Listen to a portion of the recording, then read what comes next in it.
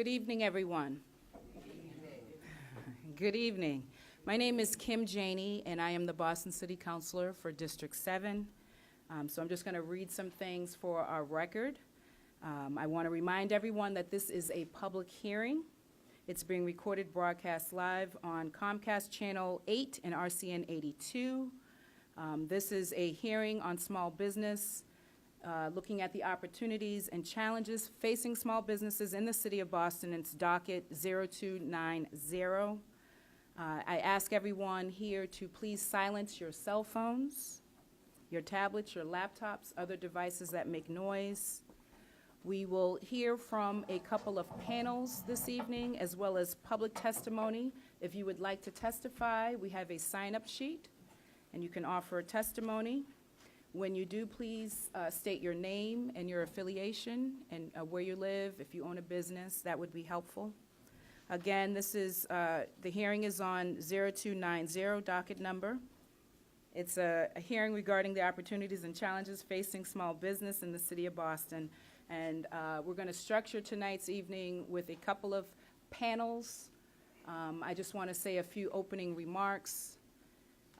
This was very important to me to hold this hearing right here in District 7, in Roxbury, which is the heart of the city of Boston, and in this building in particular. This building, as people know, is right now it's the Bolling Building, which is a municipal building in the city of Boston, but there's a long history here. This is the Ferdinand Building. The Ferdinand Building was a centerpiece in this particular commercial district. People know that Dudley Square was the second largest commercial district in the city of Boston. So there's a long history and tradition here.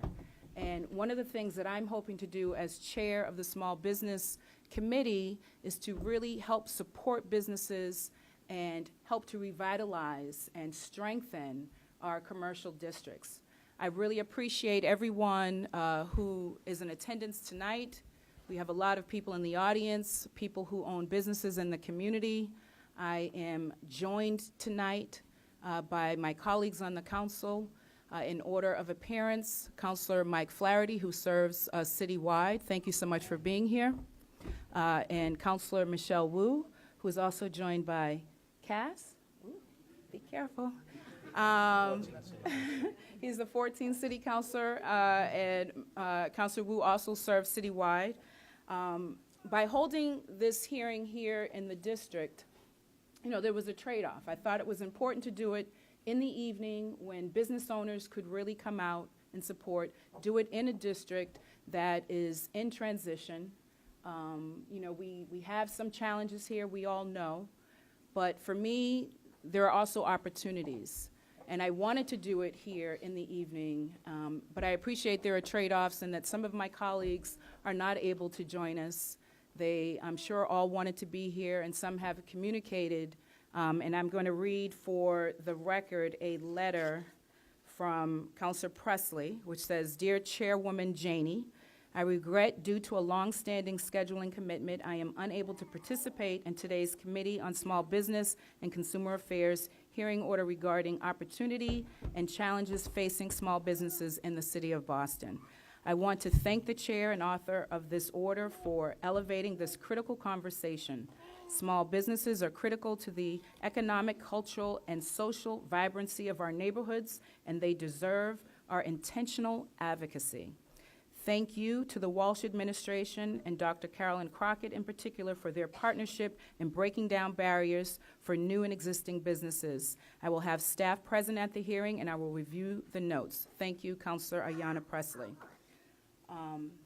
So with that said, I also want to acknowledge that we have a couple of panels here. I also want to acknowledge the work of my counselors on the City Council for the work that they've done. In particular, I know Councilor Wu has been active on this issue. I want to welcome to the panel, the first panel, Commissioner Buddy Christopher from the city, Sharice Hearns, who's the Deputy Director for the Office of Economic Development, and Stephen Gilman, who's the Program Director for Boston Main Streets. And if you could, introduce yourselves, please, for the record, and offer brief presentation. And my colleagues, if you have opening statements, you're welcome to do that or save it for when you have questions. Good? I'm just going to say thank you to the chairwoman and apologies that I'm going to have to slip out at some point for another commitment, but Councilor Janey has really taken up this issue and we're excited to follow her lead on this, and thank you to everyone for being here. And thank you, and I'll echo the same comments as my colleague. At-large council, we got 3 other meetings we're heading to tonight, but it's a pleasure to be here. Obviously, all members of the city council signed on to support Councilor Janey. This probably is her very first public hearing out in the community that you're chairing, which is great, so proud to stand and sit next to you during this. And it's real simple for us. I know the small local businesses. I hear from small local businesses across the city, and you have a hard enough time as it is to, securing lines of credit and securing a customer base. The last thing you need is the city to continue to, to fee and to permit you to death. And so reducing some of those barriers is important. I know the council has done a lot of work. Councilor Wu has led an effort on the council in the past on this as well. So here to support the maker of this, try to work with our city officials and try to work with our small local businesses. Small local businesses, they're the lifeline of our neighborhoods, a lot like our community health centers. So lots of great things. You're some of our largest employers and folks that work in your businesses are folks that are from the neighborhoods, and they spend those hard-earned checks back in the neighborhood. So we have a selfish interest here of trying to make our small local businesses grow, and the best we can do to reduce those barriers and to make things easier for you with all the other issues and struggles that you have, including rising rents, commercial rents in the city is huge for us. So anything we could do to work with the chair and also the city officials to make your life a little bit better and easier and help your businesses grow, I'll support that 1,000%. Thank you, Madam Chair. Thank you.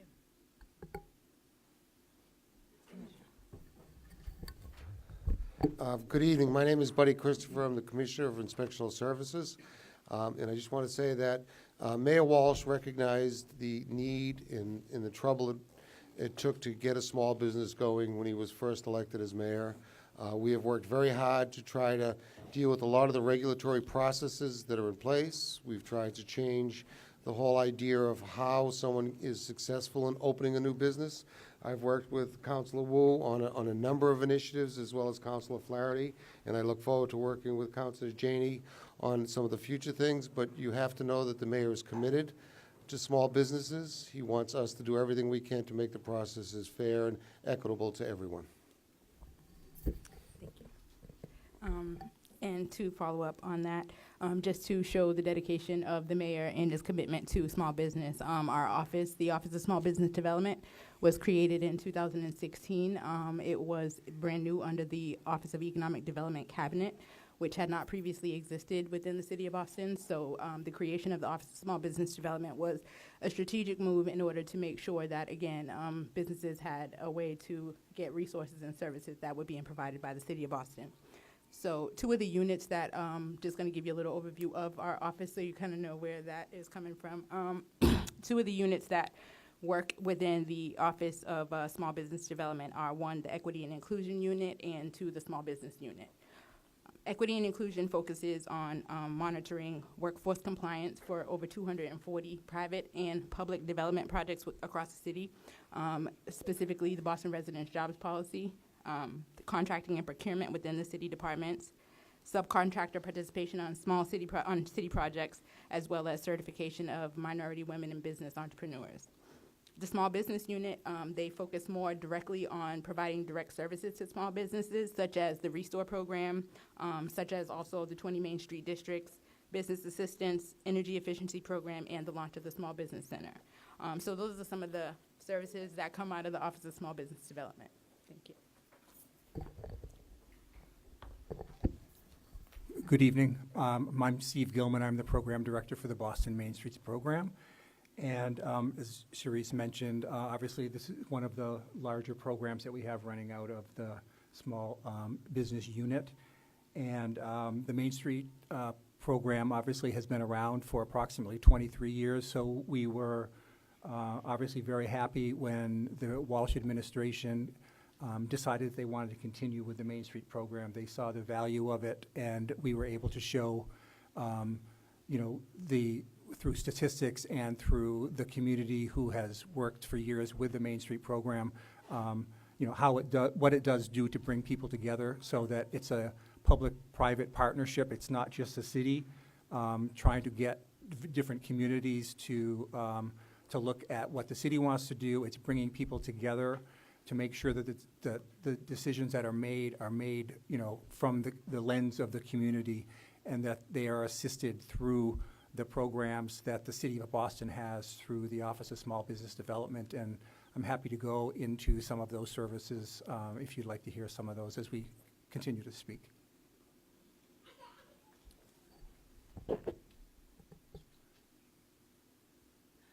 So I have a few questions. I won't ask too many. I want to make sure that my colleagues here have the opportunity to ask questions. And I know that we have another panel, and we're going to hear some great testimony. So I just want to keep things moving. So I would start interested in hearing what you would describe as the hallmarks of success in terms of Main Street District. How do you measure success? Sure. So I guess there's a couple of ways we measure success. I mean, one is looking at a Main Street as a 501c3 because they're all nonprofit organizations that have to be set up with their own bylaws, their own board of directors. They should have 4 working committees, and all of those components get together to make it a successful operating nonprofit organization.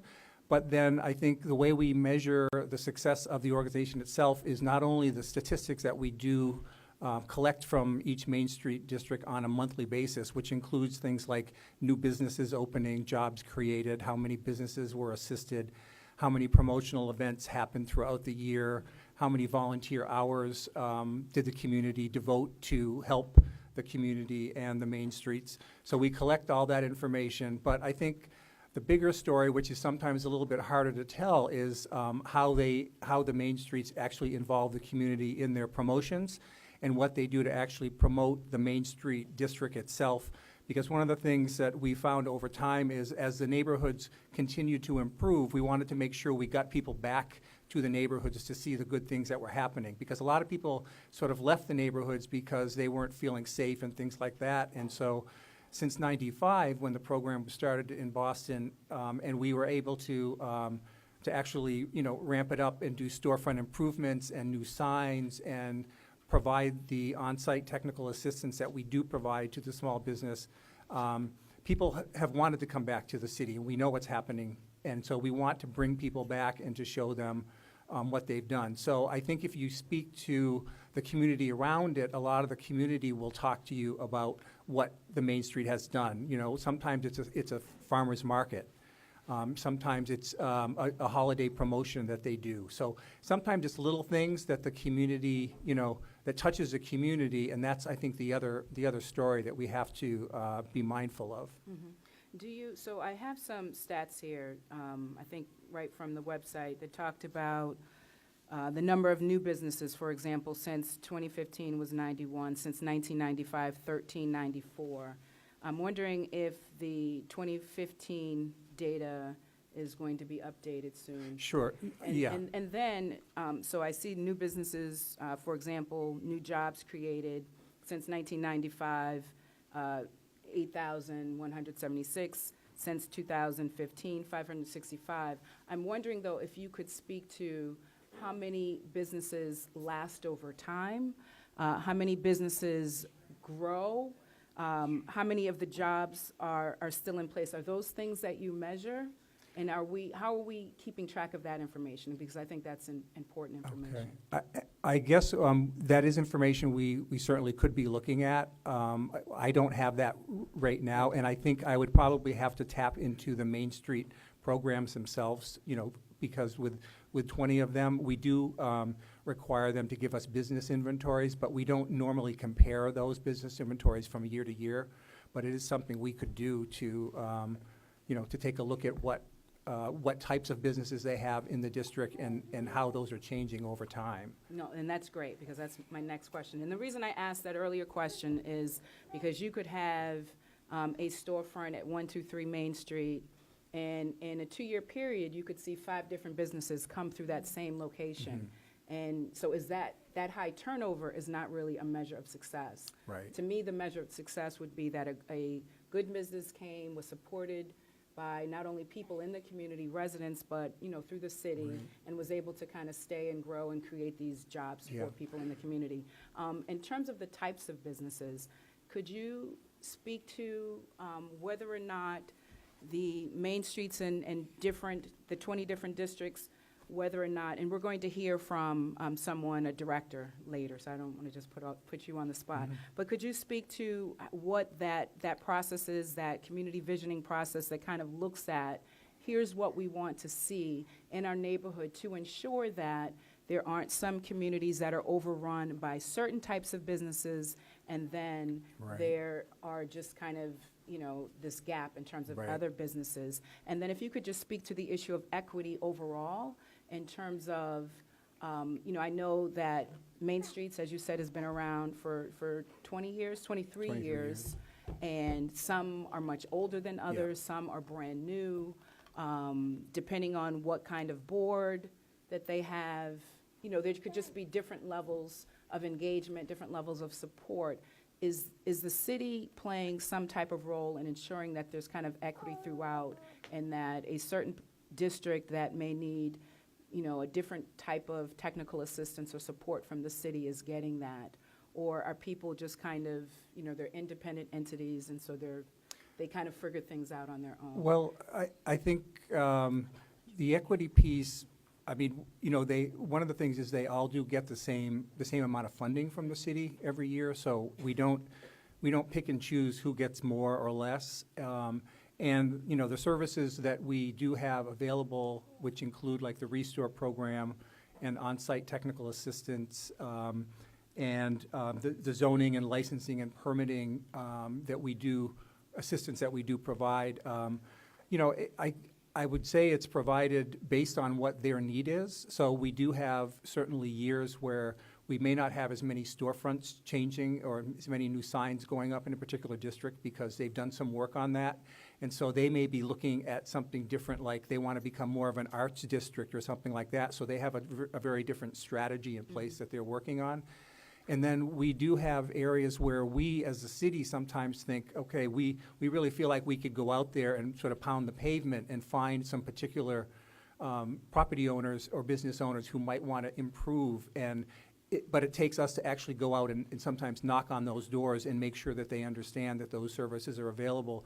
So we've sort of come up with these areas that we sort of feel like we're going to target them to see if we can get say a number of storefronts improved, because we also know that once business owners see one store getting a new awning, they often see the one next door and they want something like that, and they find out how they were able to access that assistance through the city. And so that's one way that we work with them. So again, I think we have each Main Street has a neighborhood business manager that is a city employee through the Office of Economic Development, and they work directly with that neighborhood business manager so that the neighborhood business manager and the executive director get to really know each other and have a relationship.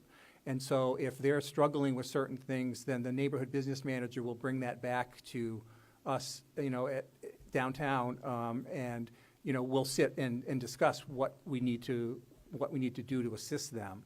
And we also help them try to strategize with what their goals are for the beginning of every year. So if we see gaps in things, we'll try to point the board towards those gaps to see if we can get them to focus on something that we think would be, ultimately a benefit to them as an organization and a district. Okay. I'm just going to ask a couple more questions. I want to be mindful of my colleagues who are here that may have to leave early, as they already stated. So when you say that you target certain areas, I wonder, are you considering, as a city, looking at maybe the funding for Main Street's districts? Earlier you said that everyone gets the same amount, and equal is not always equity. That's not equity. So I wonder if there are certain areas that need to be targeted with additional support. Are we thinking about revamping the way Main Streets are funded? Is that on the table or not? I And then I have a couple of Sure. questions for other folks. Sure. And this is an ongoing conversation. So, I've got a lot of questions, and I kind of feel this pressure to kind of get them all out, but Yeah. we'll continue Okay. to have ongoing conversations. I really appreciate that you Sure. guys are here. And so if you don't have the information now, we'll certainly have Well, future I guess I opportunity. would say that we are open certainly for those discussions, because over the course of this number of years, this is not the first time that it's come up. Should we continue to fund every Main Street, the same amount? Are there Main Streets who actually are pretty self-sufficient right now, and maybe they don't need all the funding? And if there ever were any kind of restrictions on funding, as we know, there's some obviously some concern about what's happening with CDBG funds in Washington, and that has led us to sort of pause about thinking about whether we want to grow the Main Street program, because we want to make sure that we have the funds to continue with the ones that we currently have before we even grow it. But I think we may be at a place where we need to be discussing more. Does somebody else need something? I mean, one of the things we do offer, is through these consultants that we have through the on-site technical assistance. We have a number of the organizations that have taken advantage of having the consultant work with them and their board of directors to really strategize about what their issues are as a board. And not all of them take advantage of it, because some of them feel like we've got a pretty good board, we've got a pretty good organization. But the ones that are struggling, we have really tried to push them to say, you really need to sit down with this consultant. The city provides the funding for that, so it's free of charge to them, but they have to be able to devote the time and the energy to go to these meetings, participate, and then hopefully strategize around how they're going to make the changes they need to. Thank you so much. And Sharice, could you just tell us a little bit more about the equity and inclusion work that your office is doing? Sure. So, like I mentioned, some of the equity inclusion work that we're doing is under the Boston Resident Shops Policy Ordinance. That ordinance states that within Boston, we have to monitor construction projects that are under development for percentage goals. So we're looking at Boston resident participation, minority participation, and women participation in all construction projects within the city of Boston. So we are also looking at contracting and procurement within city departments. That's how the city's spending their money and who they're spending their money with. We're also looking at subcontracting participation on City of Boston projects. So what that means is who are the subcontractors that are being awarded contracts on these projects, as well as certification of minority women in business, minority women, and also veteran-owned businesses as well, and certifying them with the City of Boston. And then one final question, and I'll direct this to you, Commissioner, if you could answer this. So I've been doing business tours throughout District 7 and in other communities, in fact, just to kind of hear from, entrepreneurs, business owners, to hear what challenges they may have, what kind of support that they think the city could offer. And one thing that came up was the permitting process and how difficult it is to kind of open a business, because there are all these hoops and hurdles that you have to go through. And I remember one person in particular mentioning that, there was one license needed to sell coffee, and then there was another license needed to sell milk with that coffee, and that seemed odd to me. But that's just kind of one example of some of the challenges. So I'm wondering if you could kind of tell us how the city is thinking about really streamlining these processes to make it easier. Yes, Business owners. those are very real challenges, and we have addressed some of those in the past few years, things like takeout license, entertainment licenses, acoustic on Main. These are things that we look at and we try to streamline as much as we can. We have the responsibility of also providing, for a healthy, safe environment, particularly where food is involved. So it sometimes seems very arduous for someone to get through the process. ISD has really changed its whole attitude about how we approach business. We used to be known as the business of no. And that has changed tremendously, that, our commitment is to work with the staffs. We are multilingual now, so that anyone who comes into ISD can be very comfortable in expressing their ideas and goals. Our commitment is that when you come to ISD, you're going to leave with one or two things, either the permit to proceed or a clear understanding of what you've got to do to get to that point.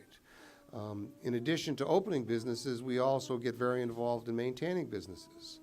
And you can, there are so many horror stories about a landlord taking advantage of a tenant, not providing a safe building or a safe environment. We do what we can to provide that environment so that the tenant knows what their rights are. We act on those rights as much as, our authority allows us to hold landlords responsible. Again, the mayor has made it very clear that he wants people to come to Boston, to own buildings, to have businesses, to make money. But with that comes the responsibility of providing the right environment, to be fair about what the expectations are of tenants. So as we, develop, and we have a lot of work to do, and we know that, we are very open to the discussion of any businesses that are coming in. Recently, we've had a number of businesses that I never knew existed before they came in.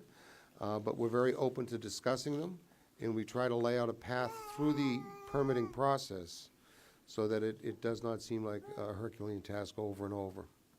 And I appreciate that you brought up the piece around language, because that's another issue that I've heard as being a challenge for some business owners, and how they either interface with the city or through main streets or what have you, that there is this language barrier. And I'd love for us to be thinking of ways to ensure that we are able to accommodate and support everyone. And I'd love to kind of come back to that, but I Sure. really want to open up the floor to my colleagues. And so I'll turn it over now to Councilor Flaherty.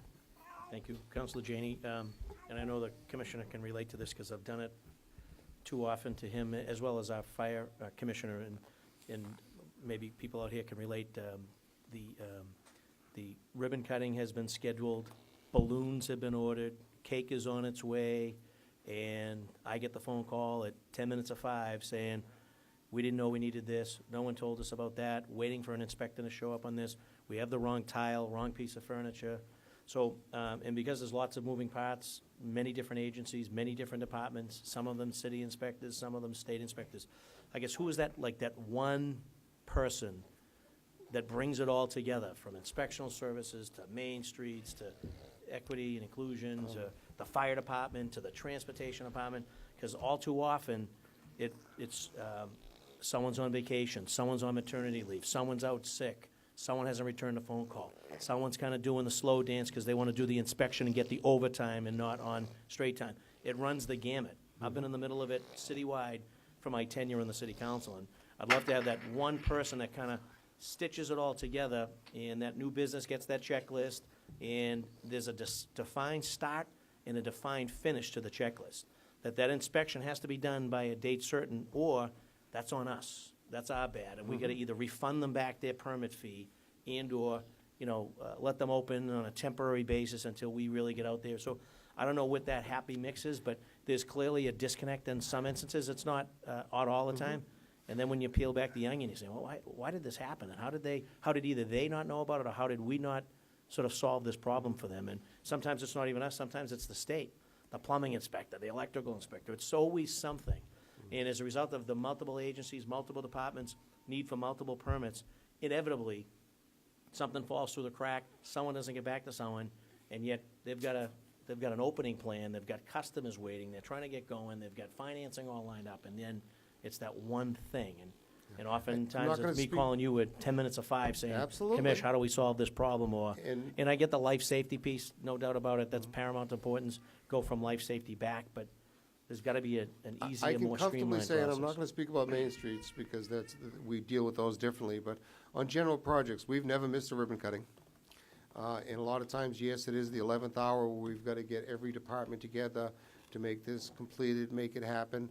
And I would say that the responsibility is across the board. There is not one single person that masterminds all of this. You know, you and I have experience, as I do with all counselors, that we get that phone call. And I've got to say, interdepartmentally, we all support those programs to make things happen.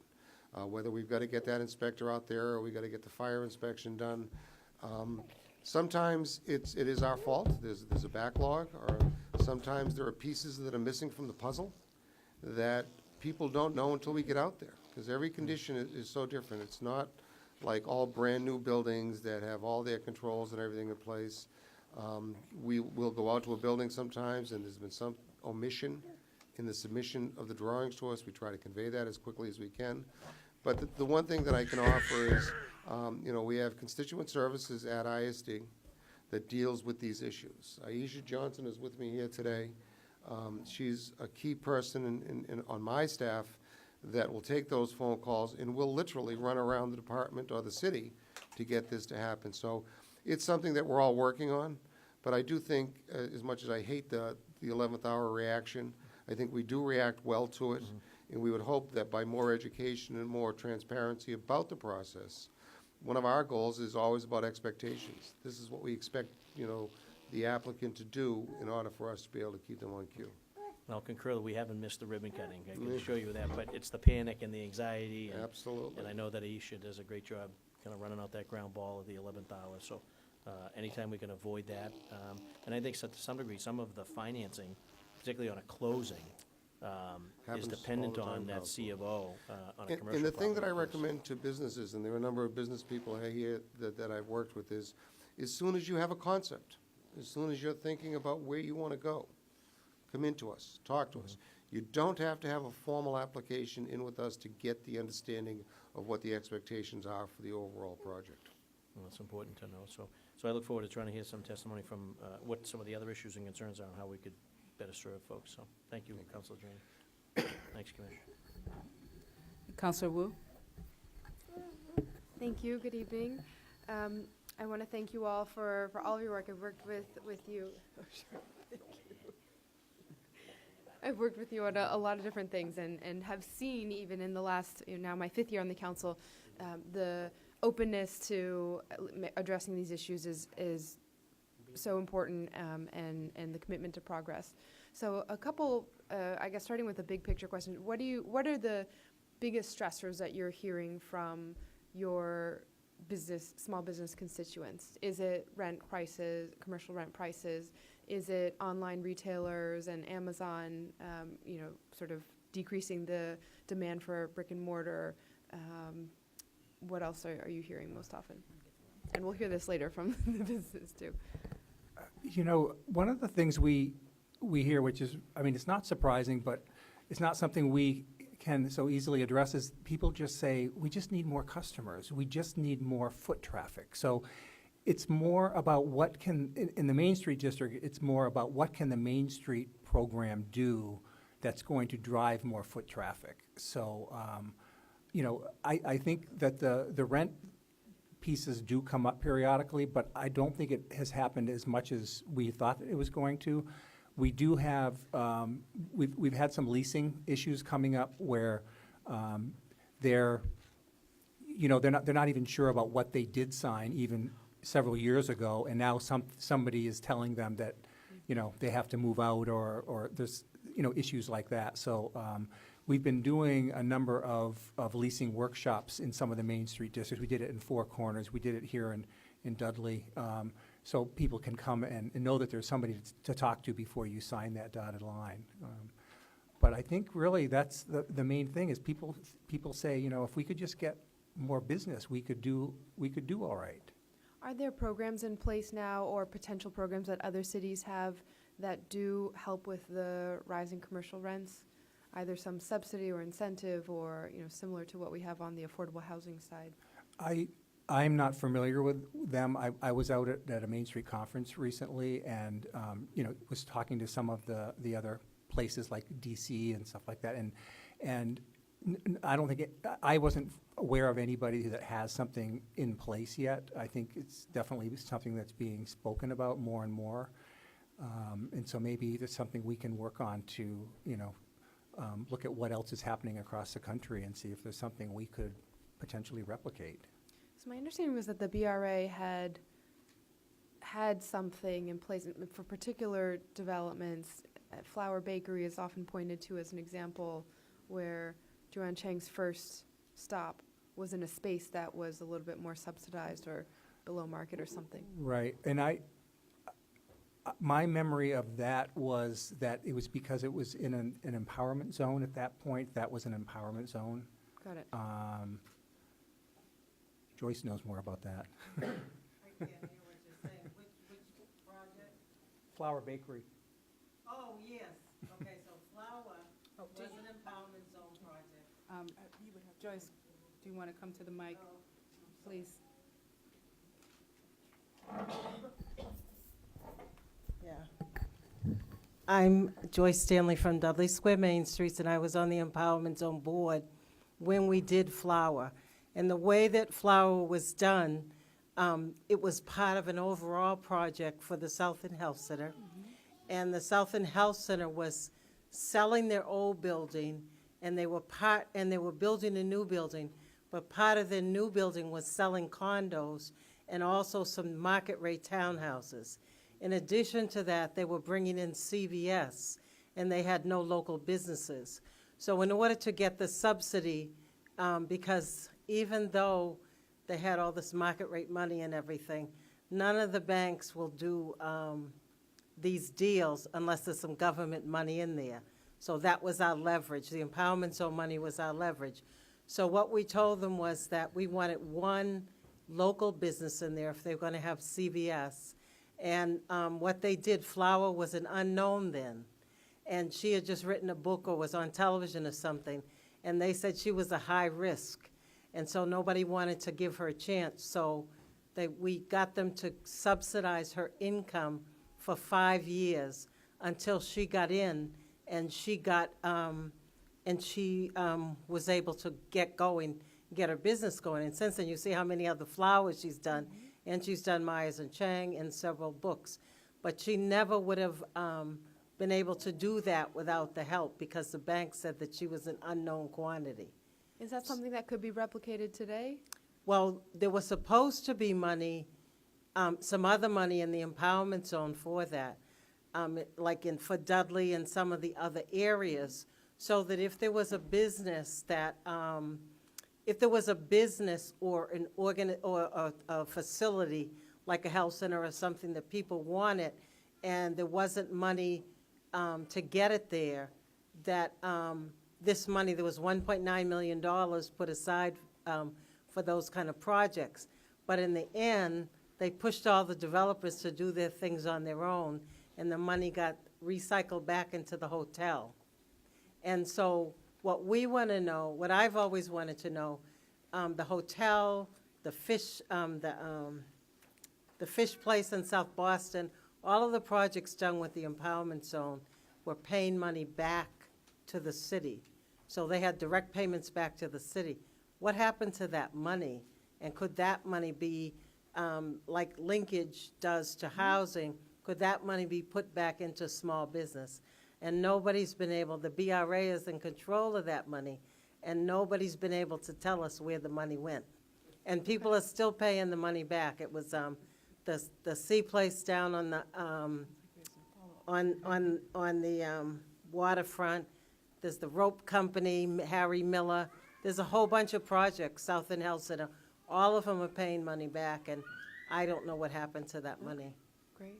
We'll follow up for sure. Thank you. For the record, Joyce, if you could state your full name and the role that you play, just for those who are watching I on think television. everybody knows me, but but my name is Joyce Stanley, and I run the Dudley Square Main Streets program, and I guess I'm the old lady in the group, because I've been here since before there was the Main Streets.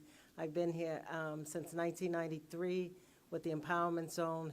I'm working with Mayor Menino to bring that here, and since 1996 as the Main Streets.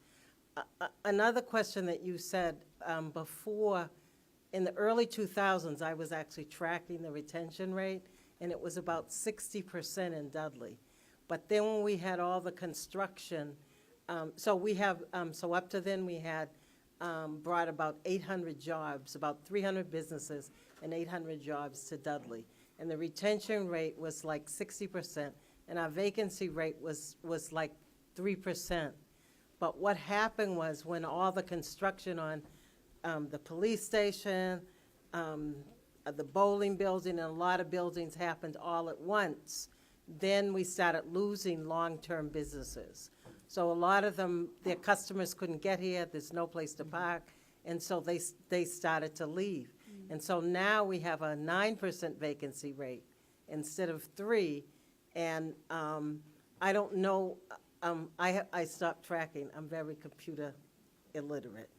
And so if I could get an intern, I could get you the information out of my old computer and bring it up to the beginning and tell you for all 22 years what the retention rate is. So I think as I mentioned earlier, the retention rate, vacancy rates, all of those I think are important measures, and I think across the board it would be important to have the Main Street districts keeping track of that data in addition to the jobs that are created. That would be helpful. Several issues I just want to kind of follow up on before we transition. I really appreciate the line of questioning. This came up several times for me, before I was an elected official, certainly since I've been an elected official, and that really is the rents, and that it is more and more difficult for businesses to stay. And I would love to see us be really creative around structuring lease agreements that allow additional flower bakeries throughout our city. That should not be the exception. That should be how we do business in terms of really making sure whether it's a city-owned piece of land and property that we're developing, or whether it's a community benefit through a private development, particularly as luxury condos are coming up, market rate rent, that can help then subsidize the commercial space for whether a nonprofit, whether businesses. So I think that's really important, and I'd love for us to be thinking about ways to really move forward on those types of things. The last thing I would say is, oh, I'm so sorry. No. Yes, the last thing I would say that you brought up is parking. And that is a huge challenge, not just here, but across our city, and how we ensure that there is parking for the business owners, that there's parking for consumers who want to shop. I spoke with, during one of my business tours, a business owner who was getting tickets. He has no place to park his car. And literally, he has to either move his car, every hour, 2 hours, I think it is, or he's getting a ticket. And he's the business owner, never mind the customers that are coming to serve him. But so I do want to, I know my colleague will have to leave soon, so I do want to give But you. he can get if Well, he has a commercial place tied to the business, right, he can get one, every business can have one vehicle that has essentially the equivalent of a resident parking. There's No. And he's been parking in no the municipal provision lawn. for that in this neighborhood. And he's been, Secondly, I see. the zoning now is .7 parking spaces per unit for housing, and most of the developments that are proposed have no parking for commercial. So not even for the employees. And I think when this building was opening, people wanted to take the police station because there was so much construction going on in the area. They wanted the old police station building for employee parking for Dudley, and instead they gave it to new employees from this business, and older employees couldn't park. And that's why two businesses I know, one of the reasons, the Nubian Ocean and Roy's Shop, who'd been here since 1958, why they left, because their customers could not park and their employees had no place to park. So it's an issue. I know we have all the environmental issues, and they keep telling me that people are going to take Uber and they're going to ride their bicycle, but I don't ride a bicycle when I go shopping. So it's an issue that we really, really need to work on. Sorry, so I just had one last question, which was if anyone had an update on the Nexus study that the city had been thinking about in terms of reestablishing a supplier diversity program with goals for MWBE participation. I know that last time we had checked in on it, there was an RFP that had gone out Just wondering if that had come back and what the next steps are. So yeah, not to get too much into detail on it, but we are getting ready to launch a disparity study from the city of Boston. The RFP had gone out. We had finally selected a consultant to partner with, and we're getting ready to move forward with that announcement pretty soon. Okay, great. Thank you. Oh, sorry. The last thing I'm going to say, following up on Councillor Flaherty's point about permitting, I'm going to keep pushing for a sort of RMV-like approach. I know that we need to get faster on responding to every type of permitting, and I love the idea of guaranteeing something where your money back. But even as a first step, showing people what the average turnaround time is for various permits, and certainly there are outliers or ways to you can clean that up a little. But if someone knows going into it, getting from the last inspection can take this long, or the average turnaround time for this permit or that one, they can at least plan and set expectations a little better. The reality of that is that an as-of-right project, a project that is not encumbered with a lot of problems, is a 30-day turnaround time. You have to factor into that, though, that, a project is submitted, there's a piece missing. And the applicant has to go get that piece missing. And a lot of times, when you look at the analysis of the dates, it looks like it's been sitting there for 4 months. But the reality of it is it's only been in our control, for a month. So there is a lot of work with that. That's why it's so important to us. When you come into the city now, there's actually a checklist that you have, so that you can see exactly what pieces you're going to need to move forward. So we are working on that, Councilor. Thank you. So unless there are closing comments, I want to say thank you again, extend my appreciation not only for you being here, but for the work that you are doing on behalf of the mayor every day. I appreciate you coming out in the evening. I know, this is not easy for everyone, but I thought it was, again, really important to do something in the evening that could accommodate business owners and to do it in the community at a time that was convenient. So I appreciate you being here. If you are able to stay for a little bit, we do have a couple of more panels, and there could be questions that come up or testimony that comes up in those panels that perhaps that you could address. So if you're able, you're certainly welcome to stay. I really do appreciate you coming. Thank you. Thank you so much. And while you guys have seats, I will just introduce, so we have a small table here, so we may have to do this in 2 additional panels. So I'd like to call Ed Gaskin, who is the Executive Director of Grove Hall Main Street. I would also like to call Malia Lazou, who is the founder of Urban Labs and the Strategic Director at Transformative Culture Project, as well as Glenn Lloyd, who is the Executive Director. Glenn Lloyd. And then we'll have a third panel.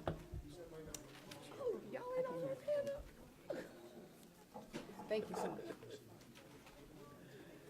Good, it's nice seeing you. It's good seeing you. So as soon as they stop the kissing and the greeting. So if you guys could make just very brief comments, Yes. give a brief presentation. If I have questions, I'll ask questions, but I want to be able to get to the third panel. Yep. No, Wonderful. my comments are quite quick. Go ahead. Should Malia I Lazou. start? All right. Hi, my name is Malia Lazou, and as was said, I am the founder of the Urban Labs and the strategic director of the Transformative Culture Project. I'm here, though, talking on behalf of my work for the past 6 years running Accelerate Boston, which is, as far as numbers goes, one of the most successful minority Accelerate programs in the country. We were founded 6 years ago. We have graduated 100 minority business owners so far. We've gotten 20 businesses to market. We raise a couple $100,000 a year for our businesses. We have helped open 5 brick and mortar businesses, 3 pop-ups. 6 of our businesses have been listed in Best of Boston, and the first Black person to win any money from Mass Challenge won our accelerator first 3 years ago. And I list all of that out because not only does it prove that new America is ready to build a new economy, over 96% of our businesses are under the age of 40. Over 57% of them are women, and over 86% of them are people of color. I joke around and I say we always have one token white guy or gal in our classes, but for the most part, we're able to fill our classes with minority businesses from Dorchester, Roxbury, and Mattapan. Over the last 6 years, we have identified 3 gaps that we must address, and I'll go through them quickly as I think it's useful in thinking about how can the city also help us address these gaps, and I do have some thoughts about that. The first is the emotional and risk gap, and this is the gap that our entrepreneurs have. People of color, women, people who aren't naturally entrepreneurs. They don't come from a culture of entrepreneurship. They don't have families who are like, yeah, you should give up everything and chase something that's unknown. They don't come from communities where entrepreneurship is seen as something to do. So seeing minority businesses take risks, sometimes those entrepreneurs need support. And I think that's a huge gap that we forget about. The second gap is the networking gap. And this is a gap that's an outcome of Boston's long time segregated past. But the fact of the matter is that Boston can do many events in the city and not mind that they're all white when it comes to businesses and startups. And you see that quite frequently. And I think that that's something that the city could definitely take on. I was very happy that the Boston Globe wrote about Seaport. I think if we can spend hundreds of millions of dollars to build an all-white town, then we can figure out how to support minority businesses. The last gap is always the first gap to come up, but actually we don't see this as the biggest gap. We see this as a problem with American capitalism, and that's the capital gap. If you don't have money, you don't have access to money. And it's not necessarily because you're black or because you're a woman or because you're an immigrant or because you're Latino. It's because wealth begets wealth. And so that gap is there, and that gap absolutely needs to be addressed. But if our entrepreneurs are not prepared and confident to compete in mainstream white markets in Boston, the capital will not matter. And we've seen that. I want to end by saying some recent shifts in the city that have hurt the work that we've done and have hurt our partnerships. And the first is the small business department run under John that Main Street sits under. They've since tightened up their regulations on who they accept for free business consulting hours.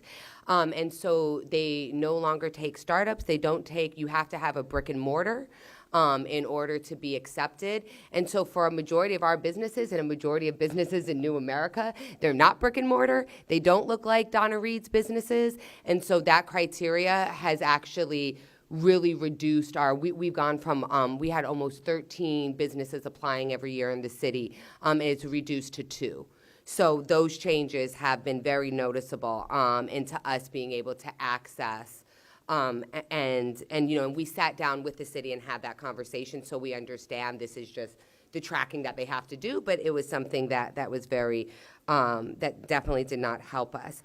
The last thing that I will say is we find it easier to work with private developers and private banks than we do working with community development places and ways to access what's considered more accessible capital.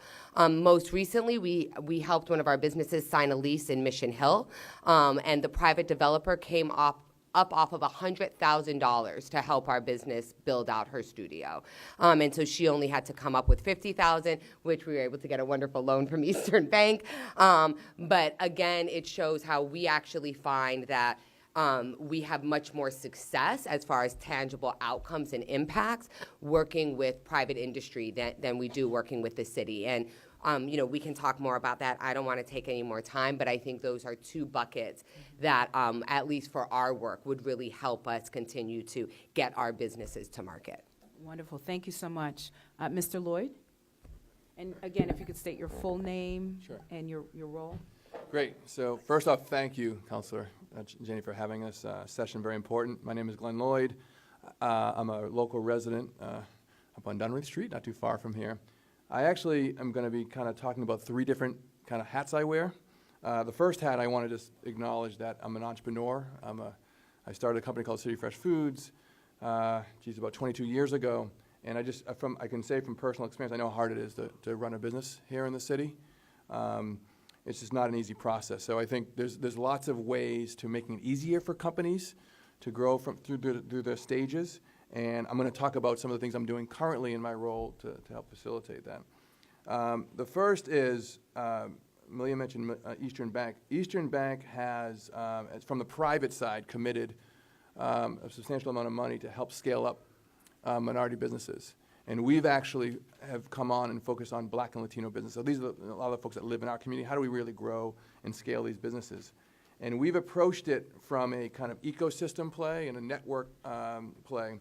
And the first is capacity. So just very quickly is we've invested resources in strategic advisors to embed themselves into these companies and really spend quality time and strengthening relationships, building trust, and really opening up their networks so that these companies can effectively grow. And we've also taken a chunk of money to help with some of the infrastructure costs. When these companies need to really invest in their growth, we can help subsidize that. That's philanthropic dollars directly into the growth of private companies, which is, you don't find that too often, but if we're really going to grow our businesses, this is the type of investment we have to make into these companies.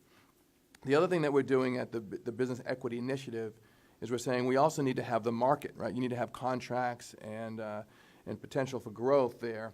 And so we've partnered and worked with what is now called the pay setters, right? So this is the procurement side where we've private corporations stepping up saying we're going to spend more money with these minority businesses. And I think there's also opportunity clearly at the city, at the public level, which I think, I just want to, kind of put that on record. We applaud the Councilor Wu, I think who's not here anymore, and Councilor Presley, who came out with their new ordinance. And frankly, that's a good start, right? How do we measure it, right? So what is the current spend happening at the city level in the categories, not just women and minority businesses, but like break it down to ethnicity, which is something we had to kind of uncover. How are we doing on the Black side? How are we doing on the Latino side? Once you measure it, then you set goals, right? So what are those goals? And then how do we monitor it? So again, and this is not maybe all within the city, but we also work collectively as a community to make sure that we're measuring progress. So what we've done on the market side, on the private side, we're saying to the corporate world, measure it and set goals, and let's see if we can come back with some success, because that's where a lot of money is being spent. And then finally, what was mentioned earlier is the capital side. How do we create more flexible creative capital to these businesses? And so what we've done is we've actually currently partnering with the Boston Foundation to house what we're calling the Business Equity Fund, which is fairly kind of new on the scene. And I should say we've set this up so that we're approaching it differently. And one of the differences is we've made sure that the decision making at this fund is folks of color. So we have the majority of the investment committee are folks of color, which is pretty unheard of, actually, I think, across the nation. And so these are kind of part of the whole ecosystem thing of how do we really help grow these companies. And I would say because I'm working for a bank, we've had to start on the more established side, but that same approach can work towards what we call the emerging businesses or the early stage businesses. And I would say that there's an opportunity here in Boston because we have a lot of different folks doing different things. How do we, in terms of on the accelerator piece in our community, how do we really bring some of those programs together so there's more efficiencies and we're having more impact? And I think there's an opportunity where the city can play a role, not only in space potential, but also as a convener. And I'll finally end with my last hat, and that's the advocacy side. So there's a new organization, relatively new, called the Black Economic Council of Massachusetts. I want to acknowledge Malia, who's on the board, and Shagun here, who's been playing an important role on our day-to-day leadership. And just very quickly, I think we have a model here in the state in terms of procurement. If we don't know, it's not the sexiest kind of conversation.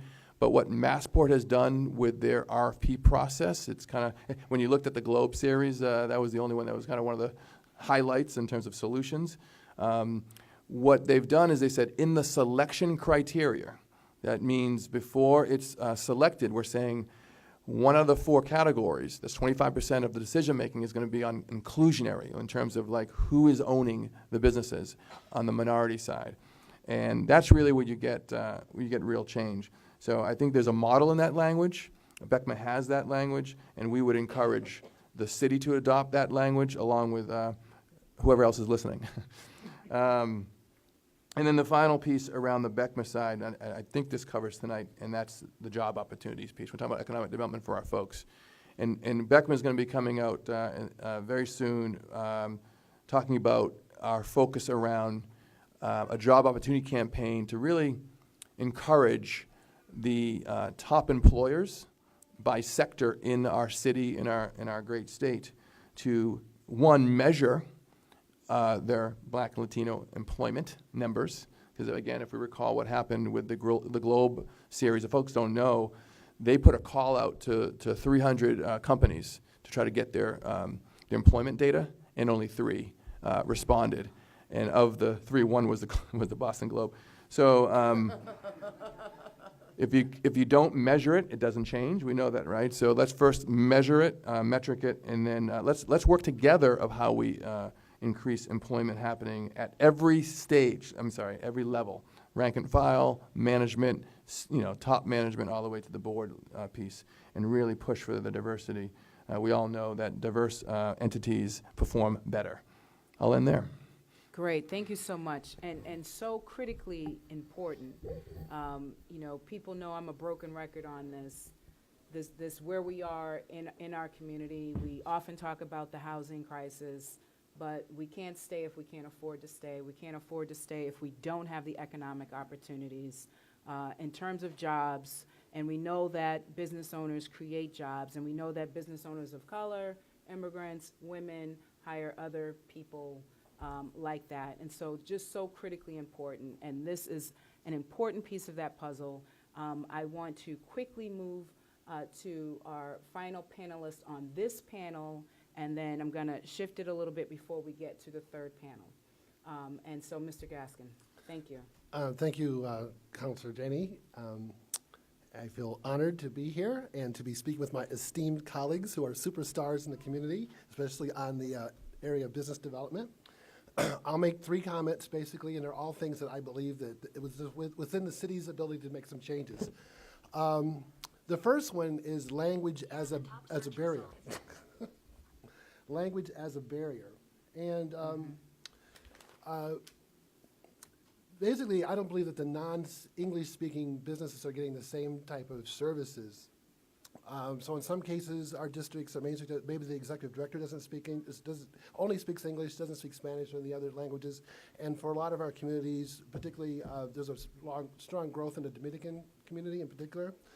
So if our director doesn't speak Spanish, the neighborhood business manager doesn't speak Spanish, the city's website for Main Street is all in English. The Boston Main Street Foundation website's only in English. So that's something that could be addressed, but right now I think that's a barrier. One of the most popular offerings, in other words, we always do stuff like access to capital, marketing, and social media, but one of the most popular offerings I've had was English for entrepreneurs, basically from people who are from immigrant communities who want to be more effective in integrating. The other one is knowledge of the services. A number of the city's services, in terms of the different departments, offer some type of services that are specifically for business owners, but you have no way of knowing them because they're not listed anyplace. I've tried to get the information different ways, from let's say asking the mayor's office or whatever, say like, can't you just ask all the commissioners to submit a list of what services they provide businesses? But there is no such list. So for instance, you might not know that the police department has special services that are just for business. It's not on their website. Unless you knew to ask somebody, you would never know that service existed. So the city of Boston is actually the largest technical assistance provider to business in the city, but you'd never know it because you would never know all the services that they provide. You'd have to go department by department. And the same thing, when they did the small business study, they found over 300 service providers from the schools and universities and all other kinds of groups that provide technical assistance, counseling, advisory services for businesses. But again, that list isn't accessible. But we could make the list as easily as just publishing it on the city's website. And then finally, I would just talk about the issue of advanced manufacturing. So even though, like Main Streets is primarily retail-focused and retail storefronts, and you heard my colleague talking about having to have a brick and mortar, you're only going to get so far working at retail wages, and particularly in the city of Boston when you have an issue of gentrification. And so I have been very interested in the area of advanced manufacturing in particular, where the jobs may start a little bit above minimum wage, but they go to between 60, 75,000 a year, maybe 100,000 with performance bonuses and overtime. But for whatever reason, the city of Boston has chosen not to pursue that as an avenue of employment. In terms of workforce development, if you talk to the director there, the city has made the priority culinary arts, hospitality, healthcare, and a little bit of IT. And so here's a particular field where there's more jobs than there are people, and I have people who are looking for jobs, so it seemed like it'd be a no-brainer to get the two together. But if you look at the 9 places that they have the certification programs in the city, or in the state, the city of Boston is one of them that doesn't offer it. And it's unusual because the state of Massachusetts has committed to advanced manufacturing. They've committed over $100 million to it. They're constantly making grants from their economic department, their education department, their labor department. But if you look at all the press releases, what you'll see is that the city of Boston has decided not to basically pursue any of the funding that is available. So I just think that's a gross oversight that could easily be addressed if there was somebody who's actually focused on it. I really think that the opportunity is that we're known for being part of the innovation economy. We have the Kendall Square and the Seaport in downtown Boston. And so it only makes sense to me to link the innovation economy with the manufacturing economy. In other words, we invent it here and we make it here. Right now, we invent it here, we make it someplace else.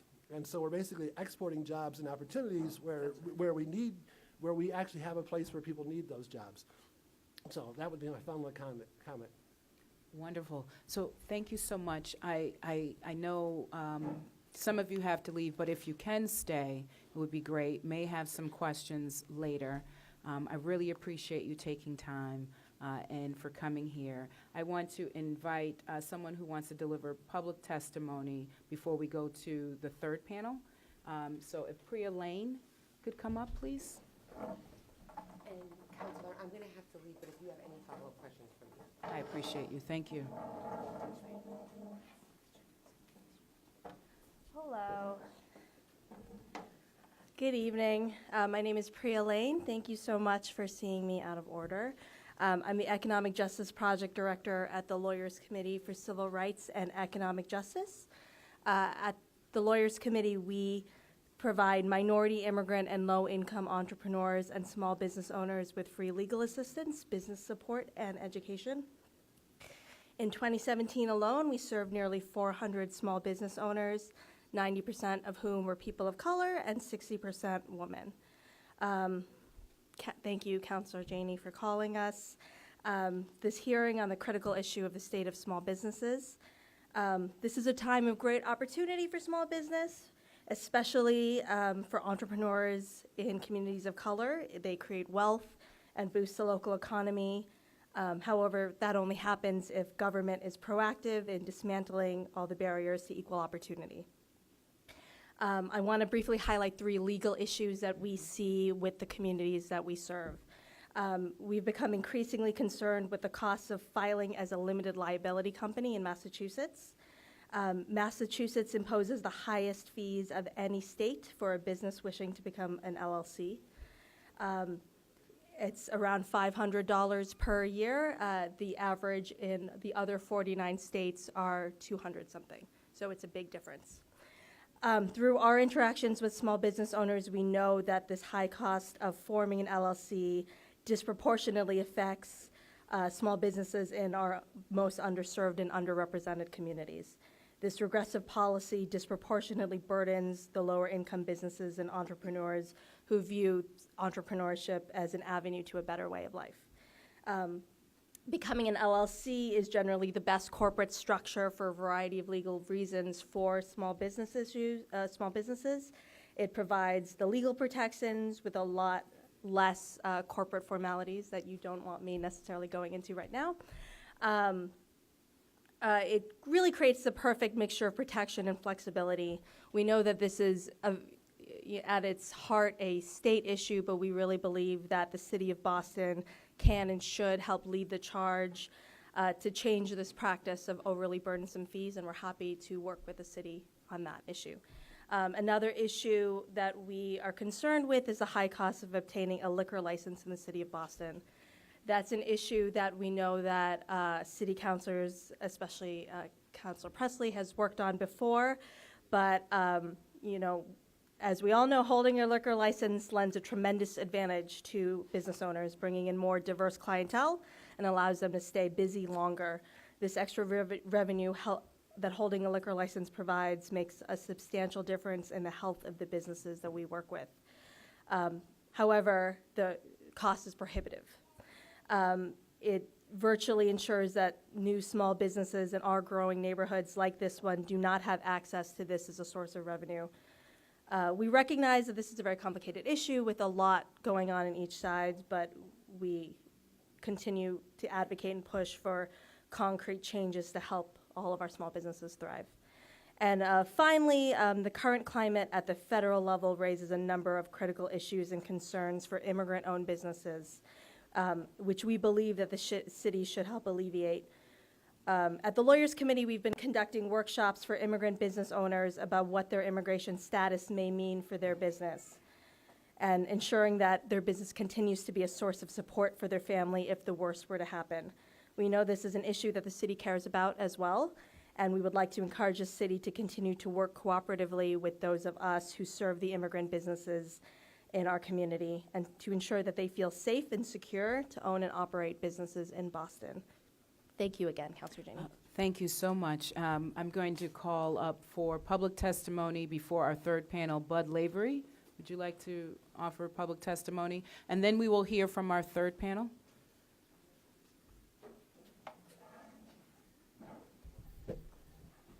Thank you, Kim. Good evening, everybody.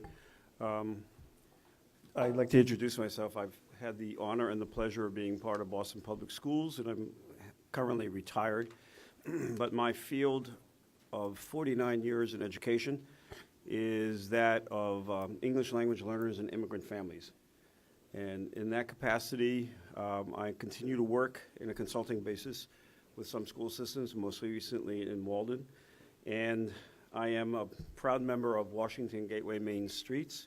I have been for 12 years, and I'm also part of Chester Square Association. And in viewing, I can see everybody down here when I look out the window.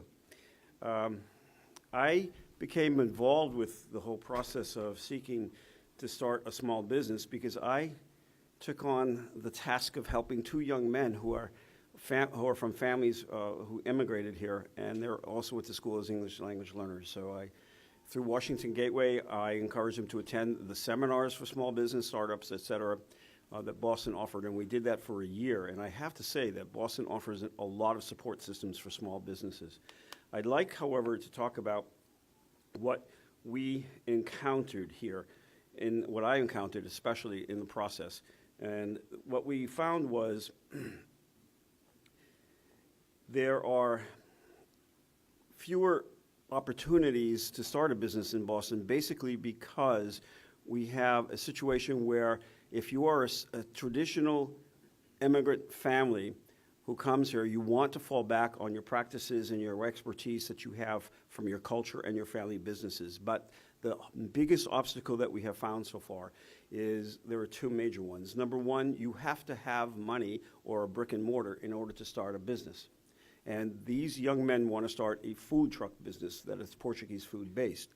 So they were following the traditions of their family, but ran into the situation, which we constantly ran into, which is that we needed to have startup money, but startup money is not available.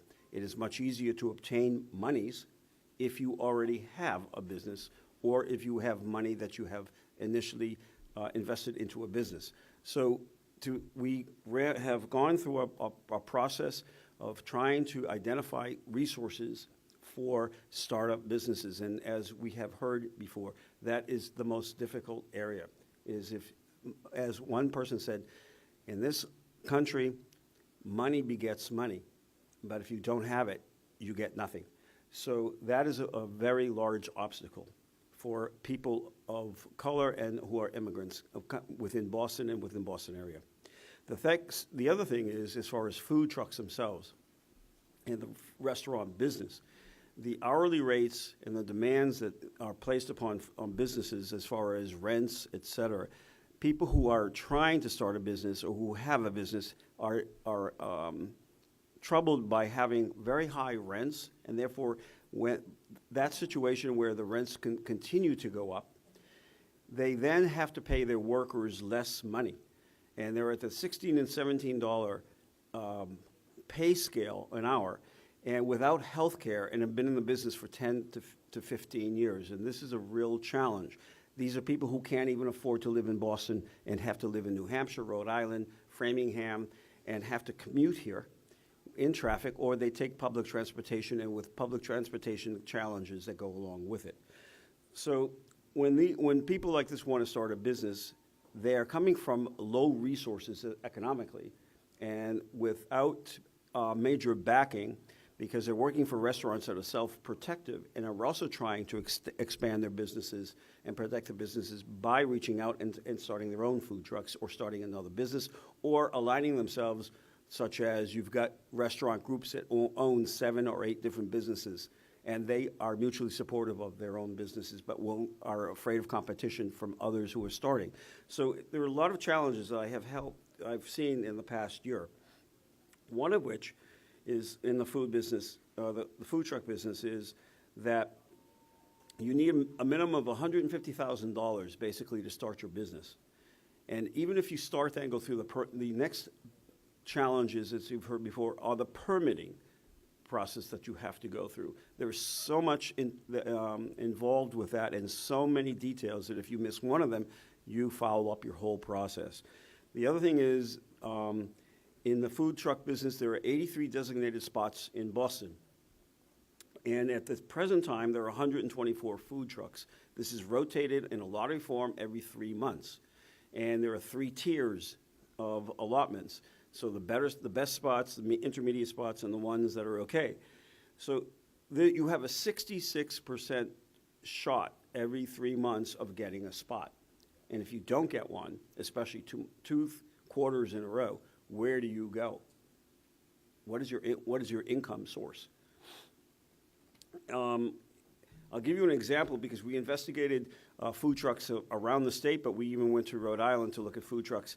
And in Rhode Island, after interviewing people who own food trucks there aren't designated spots. They don't have to use a commissary to prepare their foods. They don't have one half the permits that they need to have. They can choose a spot at Brown University campus and feed the meter, and are not bothered by officials there. So it's a much easier opportunity for people to start businesses outside of Boston and outside of the state of Massachusetts. So why do we have such what we call a protective attitude toward businesses in this country, or in this city? Given the fact that Boston, especially when the fact that Boston was designated as the most difficult city in the United States to start a food truck and operate a food truck. And is it because that, have we started to build such a bureaucracy that the fees that come in from the permits start to become almost like taxation? It becomes a revenue? Is it because that it is protectionism for the existing businesses that are already there? Those are 2 major questions that people have asked me along the way when I'm trying to assist them. And is it a situation where we are limiting the equal access for people of color and people of different languages to have the opportunity to live and work and have their own businesses within Boston?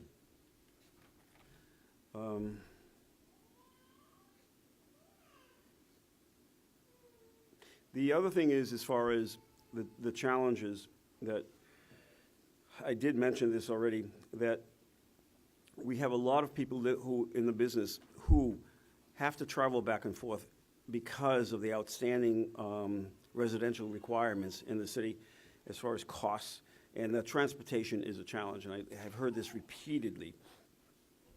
And I will give you an example as far as the permitting through something I learned through two businesses within Washington Gateway. When Cathedral Station was opening their business, I tried to have a contact with them and helping them through the permitting process. They were delayed.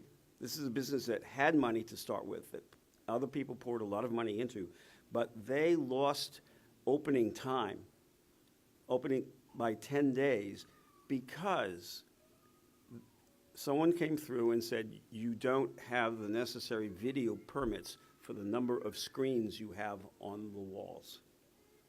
And because of that, their opening was delayed by 10 days. That's 10 business days that they lost. That's an issue. How much money was that? I have to backtrack and see to see what their average income has been since then, because that was 2.5 years ago. But I keep in regular contact with them to see how they do. I try to do that in Washington Gateway. I will find out for you. I appreciate that. And if you could, in summary, close, and we're going to move to the Yes. third panel. Do you have Yes, I final will. points here? The other one is the owner of Sejo, who said that with the permitting challenges and costs now, he opened his business 8 years ago. He would not be able to afford to open his restaurant today. And he asked me to convey that to you as well. The issue is, I have a suggestion. I never do that without making, I always have a suggestion to this, to an issue such as this. I suggest that as we look at the large businesses that are moving into Boston, that are, and I applaud that, such as GE, et cetera, and as they open up in the Seaport area, can't we establish some type of escrow fund that they would have to contribute to, that would then support small minority and English language and immigrant businesses to open up, for those especially who do not have the capital and can't raise the capital? I think this would be something to address this issue, and I applaud the efforts of everyone who has spoken so far, especially those who spoke to the permitting process, because in the last year, I have learned that despite the support systems that Boston has, the permitting process is really a major hurdle for people to start a business in Boston. Thanks for the time. Thank you so much. And now we're going to call our third panel. We have Luther Pickney here. We have Haris Hardaway and Cheryl Strotter. Thank you so much. If you could come here to the table. And as a reminder, if you would like to offer public testimony, we do have sign-in sheets, and we will be taking additional testimony for anyone who wants to testify. Thank you so much. So ladies first, we're going to go with you, Cheryl. My name is Cheryl Strotter, and I am the owner of Soleil Restaurant, which will be opening downstairs in the former Tasty Burger space. I'd like to share some of the wins and challenges that I've had as a small business owner. I've worked with the city starting back in 1993 and worked with the Department of Neighborhood Development, which is a good first stop for folks like me that don't have deep pockets. So there are several programs at the city that have helped me in my first business, Keith's Place, and also the one coming up. Moving into the area, some people have asked, well, why would you select Dudley? You know, I've actually had someone say, if you could just hold on for 5 years, it's going to be great. You know, I didn't move here to hold on. I moved here to make a difference. Some of the things that I've noticed in the last couple of months as I've been going through the transition of renovation is some of the lack of city services as it relates to trash pickup.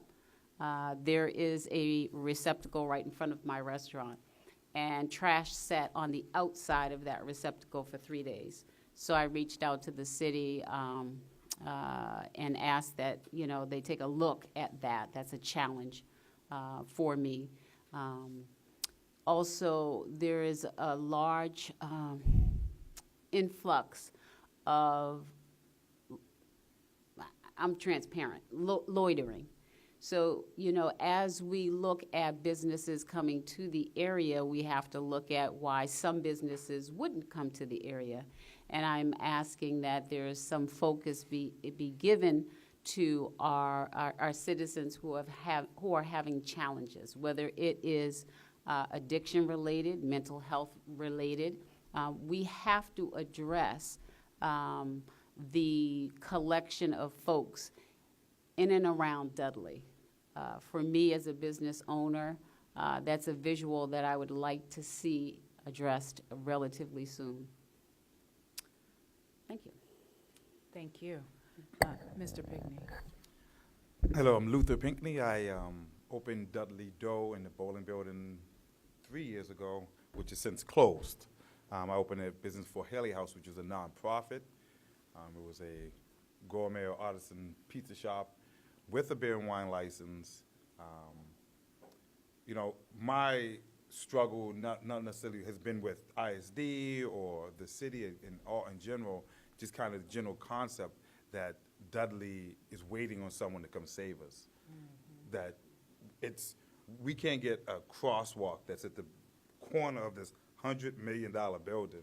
The curb is cut. It's a ramp, but there's no crosswalk. It goes to nowhere. I've been asking several departments for over 2 years, why can't we have a crosswalk? I literally got a comment from a city official at one point, well, it's coming. And I said, well, when? Well, when the change happens. This was a sitting government official, not elected official, but, that's my problem is why are we waiting on Dudley? We have vacancies in the building. I don't find parking to be a huge problem. I didn't find my experience with 1010, ISD, to be cumbersome.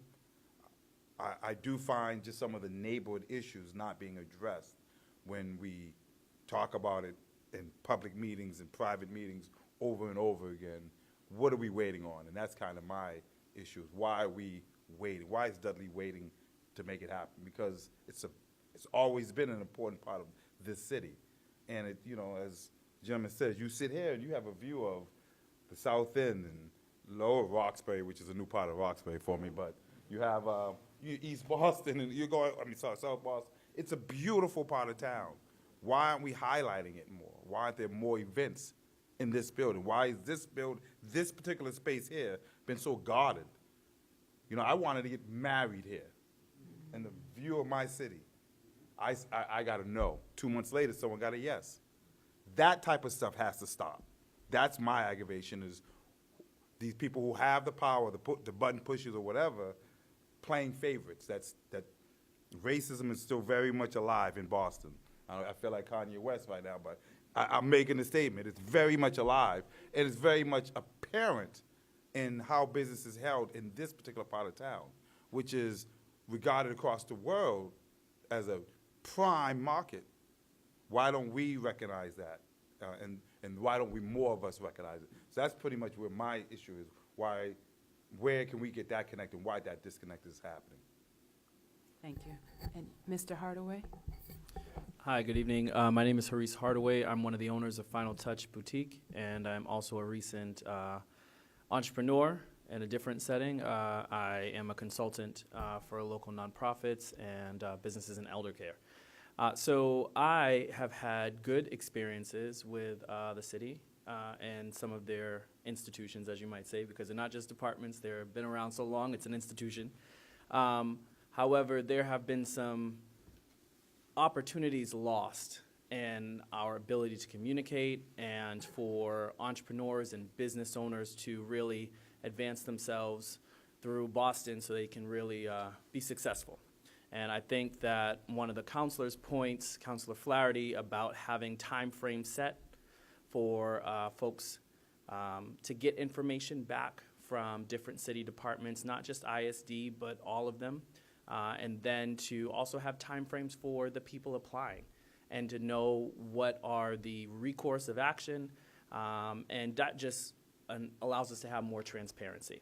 I can say that I have seen folks from ISD, police department work very hard to fix kinks in the system. And sometimes it's out of their power, and the power is further on down the line. And so we've got to streamline that process to empower the staff in the departments and institutions to do their jobs, because sometimes they have solutions, but they're unable to enact those solutions. And I think everybody's a specialist in their own field, so we should listen more to each other and allow those employees to do things. As an entrepreneur, I've heard people just tonight talk about access to funding. One of the things that people are always going after are the big funding solutions, whether it's grants from economic development agencies or from the federal government. But one of the biggest or the greatest things about being an American is that people have more money than other places. And not saying that they have grand pots of money, but they have a little bit of money here and there. There are a lot of people in the city who are looking to invest, right? But they don't have $10,000 to throw it on the market. But there are local businesses that need money. Why can't we create a solution whereby either it's the city or some other actor brings those neighborhood people together? If I've got $2,500 saved and I get 10 or 15 more people that have $2,500, $1,500, $2,500 saved, we can then invest that into a restaurant that's trying to start up, or someone that needs to buy a particular truck to do their food, or someone that needs to find investors for another retail shop, or things like that. And maybe the city can also do micro investments. They invest $1,000, and at the end of every quarter, they're paying it back in dividends, those people that got it. So we're kind of having some type of public-private investment on a micro level that makes sense to everybody. I also, here in Dudley Square, I walk every week with people, businesses, neighbors, city officials. I have to say that walking with the BPD from Dudley Square, ISD, neighborhood services, especially Joshua McFadden, it's been really eye-opening, and I can say that it has allowed us to have a better communication. But some of the things that we still need help with are security, or having consistency from the departments in the city to provide basic services to Dudley Square. And some of those things are just outside the reach of the employees of these departments. Having a regular hokey person year-round, not just for the season.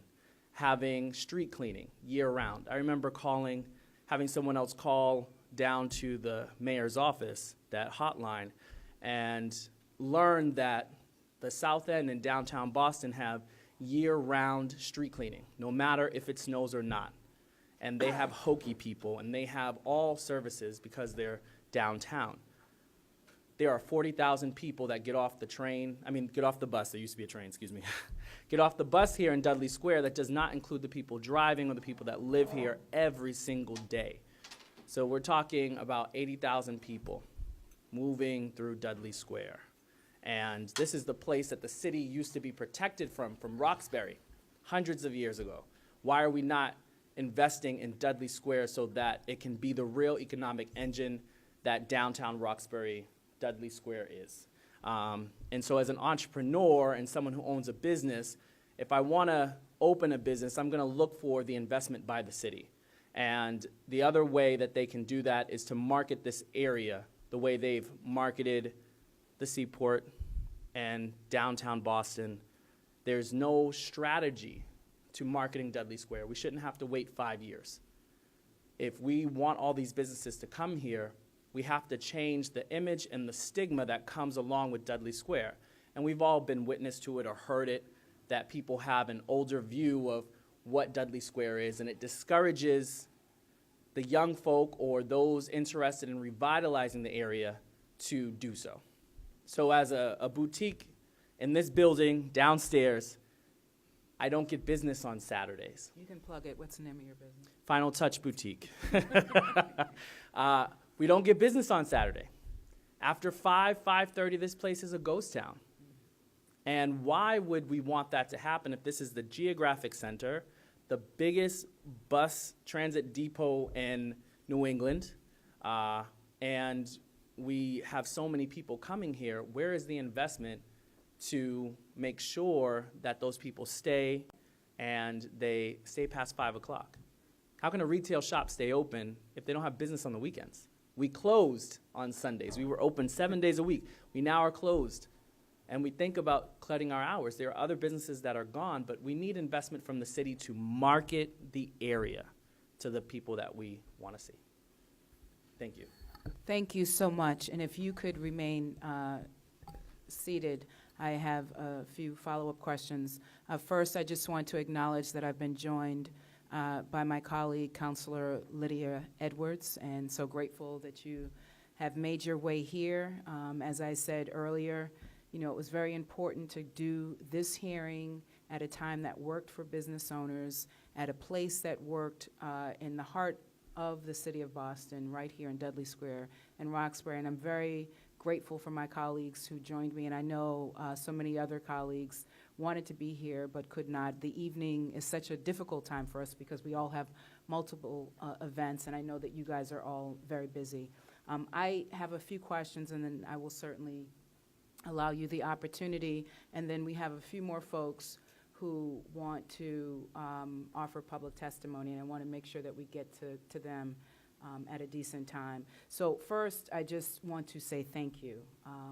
Thank you not only for appearing here, you know, accepting my invitation to be on this panel, but really for your investment in the community that I love, and your community, and just thinking about, you know, what you said, Luther, and I've said this several times, that no one is coming to save us. We are our own saviors. We're the ones that we are waiting for, and it's really frustrating, you know, as I speak with businesses that are here who kind of do things the way that they want to do and not really upgrade because they think it's good enough for now.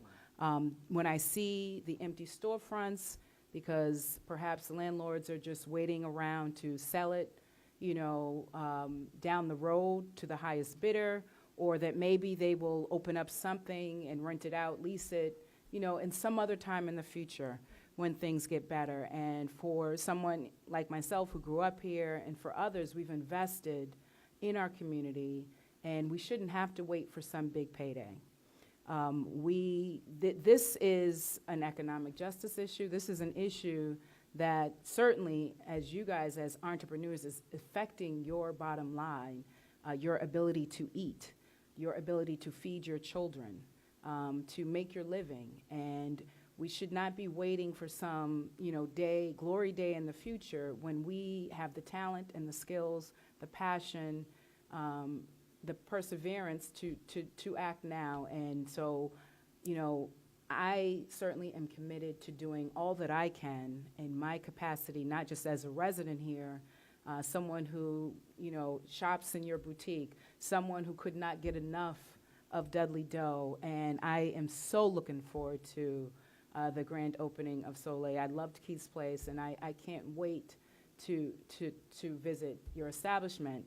But, you know, it isn't enough just with me and a few others. You know, one question I have is about the foot traffic. It is about how everything shuts down at 5 o'clock, that so many businesses have to close on Sunday. How do we get the foot traffic? How do we make this square, other Main Street districts that might be having some challenges, how do we kind of really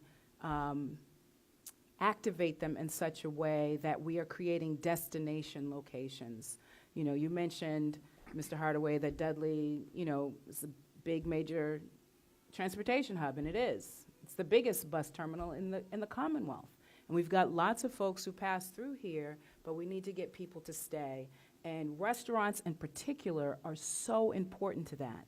And it's not enough when we have just the one-off. We really need to have the choices. We need to have the opportunity to come to, you know, buy my pretty dress at your shop and then come and sit down and enjoy some food and then maybe take care of some of my other errands all in one fell swoop. And we can't do that if we're kind of doing this piecemeal. Cheryl, you mentioned the issue of loitering, and that is something that has come up as I've done business tours, and it's a very challenging issue.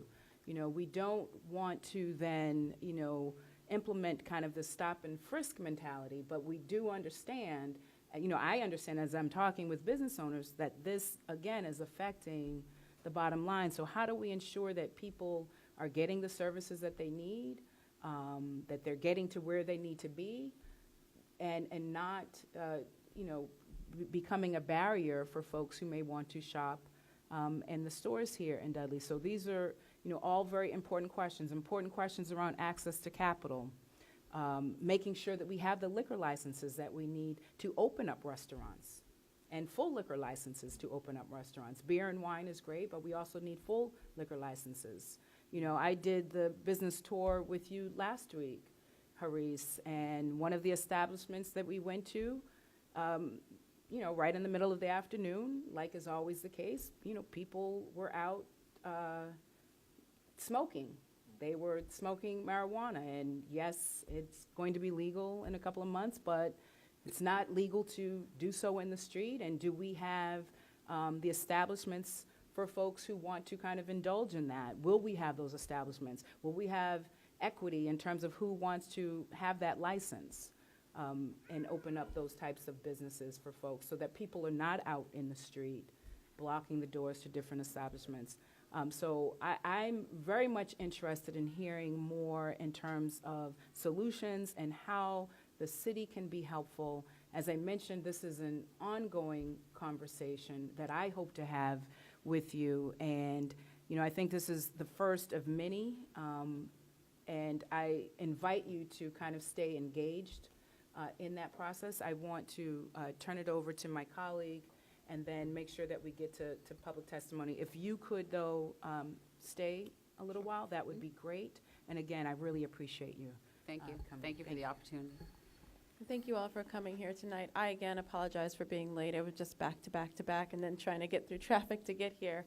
When I think about this hearing and I think about your leadership, Councilor Janey, I'm just very much grateful for this conversation and that you did intentionally have it here. Learning about what we have in terms of a potential for an economic center and how that will spring forward so many different generations, especially here, is something that I think the city needs to make a concerted effort, and that in that effort, it's actually led by the local businesses. One of the biggest concerns, or one of the worst things that the city can do is say, yes, we heard your problem, don't worry, we'll take care of it. Because oftentimes they miss the boat, they miss it's the devil's in the details and how they're really supporting you, and whether they're really supporting you or seen as just supporting generally, a business model that might work over in East Boston where I am or in Charlestown, but may not work here. So I appreciate your leadership, and I hope you will stay as leaders in this conversation and really hold us accountable when we're not doing what we need to do for you. I personally have seen and believe firmly in local community and economies thriving. And I know that we can, when we invest in our businesses, they thrive. I mean, when we move and we provide resources and products for our community, we succeed. And the question that I think a lot of us have is then, why aren't we succeeding more when we should be? Because you're offering wonderful products, you're offering wonderful food, and yet somehow the city is not offering that pathway to flourish, for your businesses to flourish at the level that they should. So thank you again for coming out. I came here to listen and learn and to take, back not only the lessons that I can learn from you, but also to look, actually I'm inspired to look within my own community in East Boston and Charlestown in the North End, more East Boston than the North End, to figure out really who are the business leaders I need to be listening to there, who are the local businesses owned by people of color that should be at the table when they talk about thriving businesses. And then finally, how are we going to create a real corridor, a business corridor in all communities that's thriving, a real main street for all of us to be able to get to. So I'm excited to learn as much as I can in the time that I have, and I, again, apologize for being late. Oh, thank you so much. So I want to make sure that people who want to testify have the opportunity. We took some public testimony out of order to accommodate people's schedules, but there are a few names here on my list. And if you are still here in the chamber, I have Ann Wynn from Bowden Street.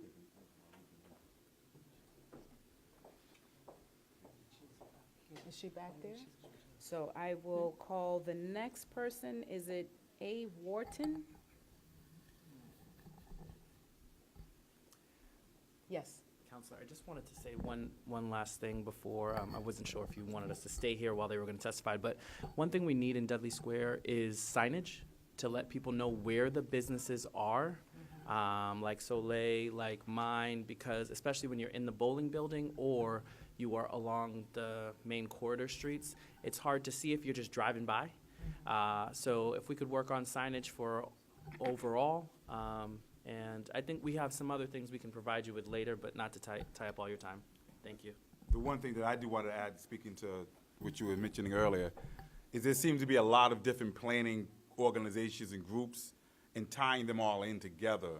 You know, there's Plan Roxbury, Plan Dudley, Roxbury Cultural District.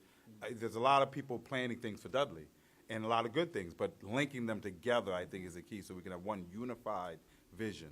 And then, you know, making moves. You know, there are too many vacant storefronts in the immediate area that have been vacant for years, not 6 months where they try to figure it out, not 8 months when they renovating, years. So these people are obviously not participating in the community. Let's figure that out.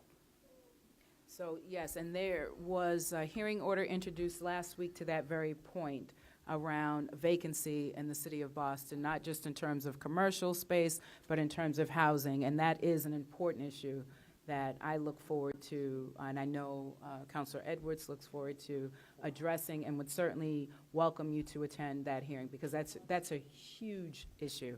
I'm double checking to see if Ann Wynn is here. Thank you. Right here at the podium.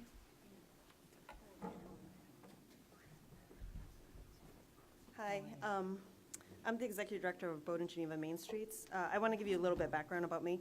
I used to do this type of work in San Francisco, in the Bay Area, Oakland, so I've seen what is going to happen at a very egregious rate. The Council Wu had asked if there were other programs in the country that did investments in small businesses. And actually, San Francisco, the city of San Francisco used to do programs to try to save businesses, and they passed an ordinance to also save historic businesses, so businesses that were 30 years or older. And there was also a blight ordinance in San Francisco that penalized property owners who were land banking, who weren't renting their properties. And so there's that blight ordinance, and there would be high penalties for that. And there's a few other things and strategies that was done that I could, tell you in detail on some other occasion. But to give you a macro, to give you an idea of what's happening in Bowden Geneva, on a macro level, the market forces are putting pressure on our neighborhood, which is 93% non-white. And it's a black immigrant population, really, black and brown immigrant population. And what is happening is that because brown and black people don't have job opportunities outside of small business, as you know, they're backed into a corner. And so it creates an opportunistic environment for speculators or for people who don't want real investment in the community. So we're seeing some of our business owners pay huge increases from $1,200 to $2,000 rents, or, quote unquote slumlords taking advantage of their limited English opportunity and just, like serving them eviction notice, or wrongful eviction notices when they shouldn't be. So I've sent a few examples of that, but 100% of our business owners are immigrant, and what I'm trying to prepare them for is gentrification, because people are going to come to Massachusetts for the opportunities in tech, finance, education, tourism, healthcare, which is Boston's top 5. And that isn't where brown and black people are, obviously. So they are going to move into our neighborhoods and displace the local population. And that is going to cause, for our neighborhood, it's particularly important. We have 15 barbershops and hair salons who specialize in black hair. Our immediate population is 93% non-white, predominantly black. They shop at our ethnic restaurants, so we have an ethnic enclave. So when the larger community moves into the neighborhood, will they consume these black businesses or ethnic businesses? Will they come to these shops? So I'm preparing our businesses to shift their business model towards attracting people from the larger community. So they have to, quote unquote, Americanize. So we have to provide them with technology, digital POS services, social media, things to attract, people from the larger community to shop in the community. So these are the things that we're facing. But how do we get the larger community to come and come to our neighborhood? We have to beautify the neighborhood. We have to make investments in the neighborhood. But there's no incentive for property owners to beautify beautify their buildings or upgrade the infrastructure of the neighborhood because the increase in property taxes. So they're actually discouraged. A lot of them are discouraged from participating in the Restore program. But I'm trying to encourage them to. If we had a tax break for property owners who rent to minority women-owned businesses, so that they can continue to offer cheap, affordable rents, as well as beautify the neighborhood so that we can make our neighborhood a destination point for Afrocentric, Latin Caribbean kind of experience, then that would be largely helpful. And also get investments from the city to invest in the built environment. The main problem for our neighborhood is that not only is it at a 30% poverty rate and a 20% unemployment rate because over 65% of our households with children are headed by single moms, and that creates a problem in terms of getting employment and circulating dollars in the small businesses in the community. It's that our built environment isn't conducive to the kind of economic opportunities that is needed.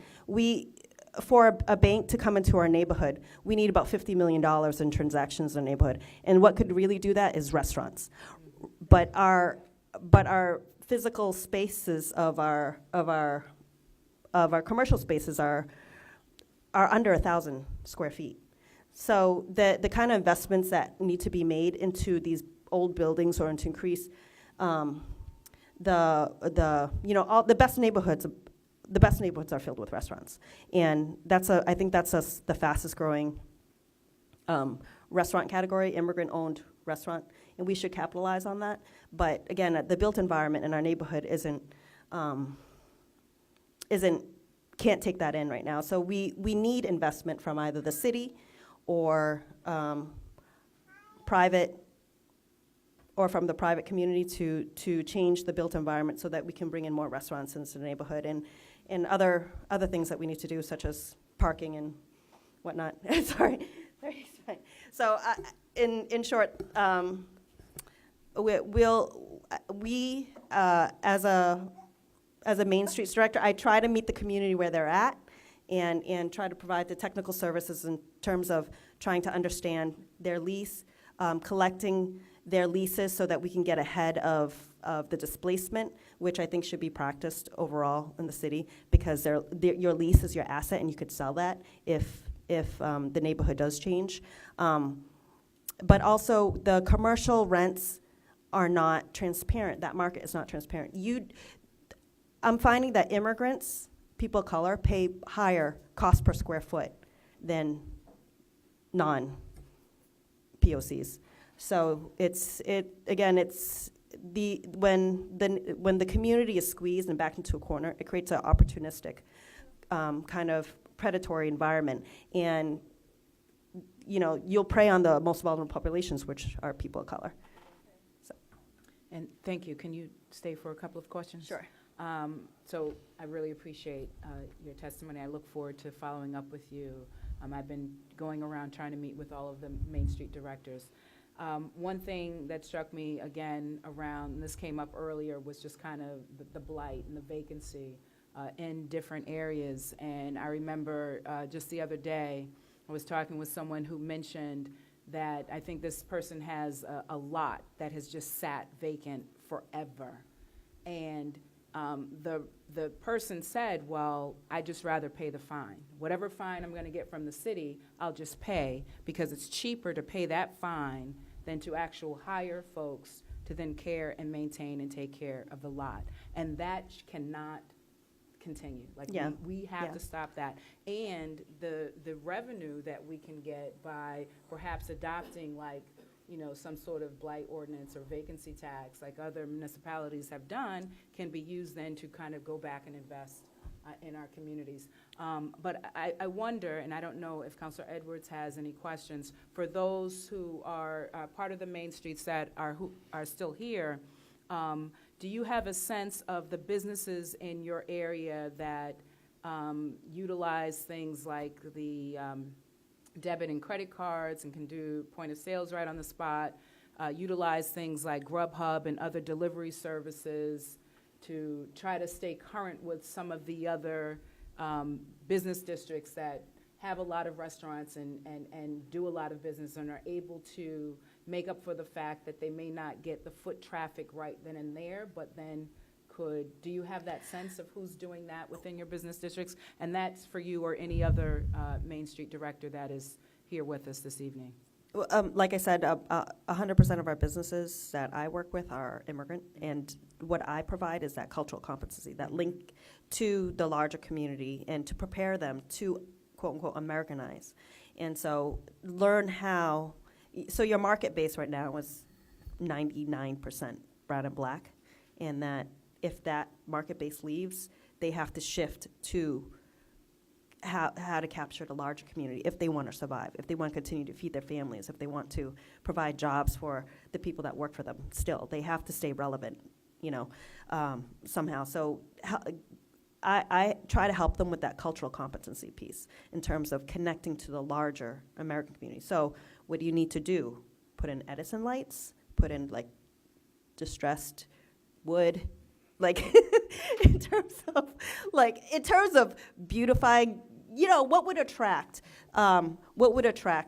like people young, 40 and younger. How do they consume? They like to use Square. They like to get on Grubhub and stuff like that. But again, we only have 10 restaurants in the neighborhood, and Grubhub and all of them take about 20%. That's a huge chunk, and it's not attractive. And I've created a marketplace in San Francisco where I used a startup that took only 5%, and it was a different model. And we have an opportunity to create a marketplace here with the city's help in terms of trying to get Fidelity to order catering, or, you know, catering could be the largest percentage of revenue for our restaurants. But again, our built environment isn't made for that. What we have now is like largely 400, 500 square foot businesses with barbershops and stuff. So how can we attract, you know, people with straight hair to come into black barbershops and get their hair cut? So that's our problem right now. Do you have any questions? Yeah, but you need that money. You need that money to stay survive. So how do we make that cultural connection? What can we do to attract, you know, like people from the outside to come to the neighborhood to consume ethnic and black businesses? So, Ms. Stanley, if you could come up to the mic, please. So we have an audience who may be watching at home, and so it's important to speak into the microphone. Please come on up. No, I was just going to, as her example, I think hair is. So, yep, I'm just going to I invite think you to the. in a commercial I'm gonna district, invite I you to think the mic. hair is a bad example because, one, in almost every commercial district, black or white, you have like at least 10 hairdressers. And secondly, here is sort of a very personal thing, so you don't have a lot of crossover. And most commercial districts, neighborhood commercial districts, don't have one full-service hair place, like, kind of like the spa kind of thing like you see in the suburbs. But I think in terms of restaurants, I would say almost down the middle, the older restaurants do cash only, and the newer restaurants do the machines, like, and only a few of them are on Grubhub. I think, I don't know whether you're on Grubhub, but I know like Suya Joint, P&R, just a couple of them, but most of the others, and I have seven sort of pizza places, and then I have about 10 other restaurants, and only a few of them use that. So, yeah, we need to teach them. That's one of the things that our technical assistance does. There are a couple of restaurants, in fact, one that's a hairdresser that wanted to change, and we have Christine Monahan, who comes in and revisions your space, and Kimberly, who's, I don't know if I should tell her all her business, but anyway, but she, say the name, but she took over a hair place where the owner died, and she took it over, and she rebuilt it from scratch. And we got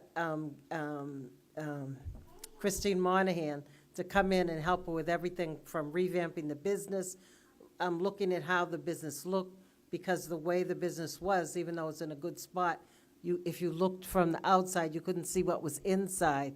And so we did stuff with the windows, we did signage, we did new, I'm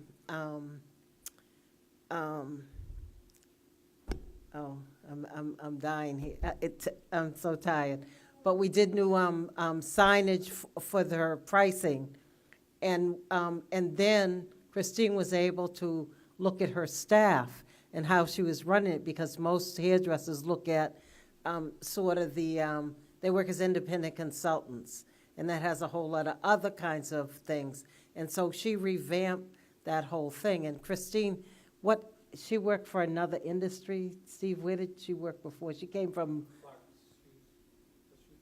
she's from a consultant that used to be in a corporate retail setting. And so now we can use her. We also used her at Simon's Seafood, new menus, to revamp their store.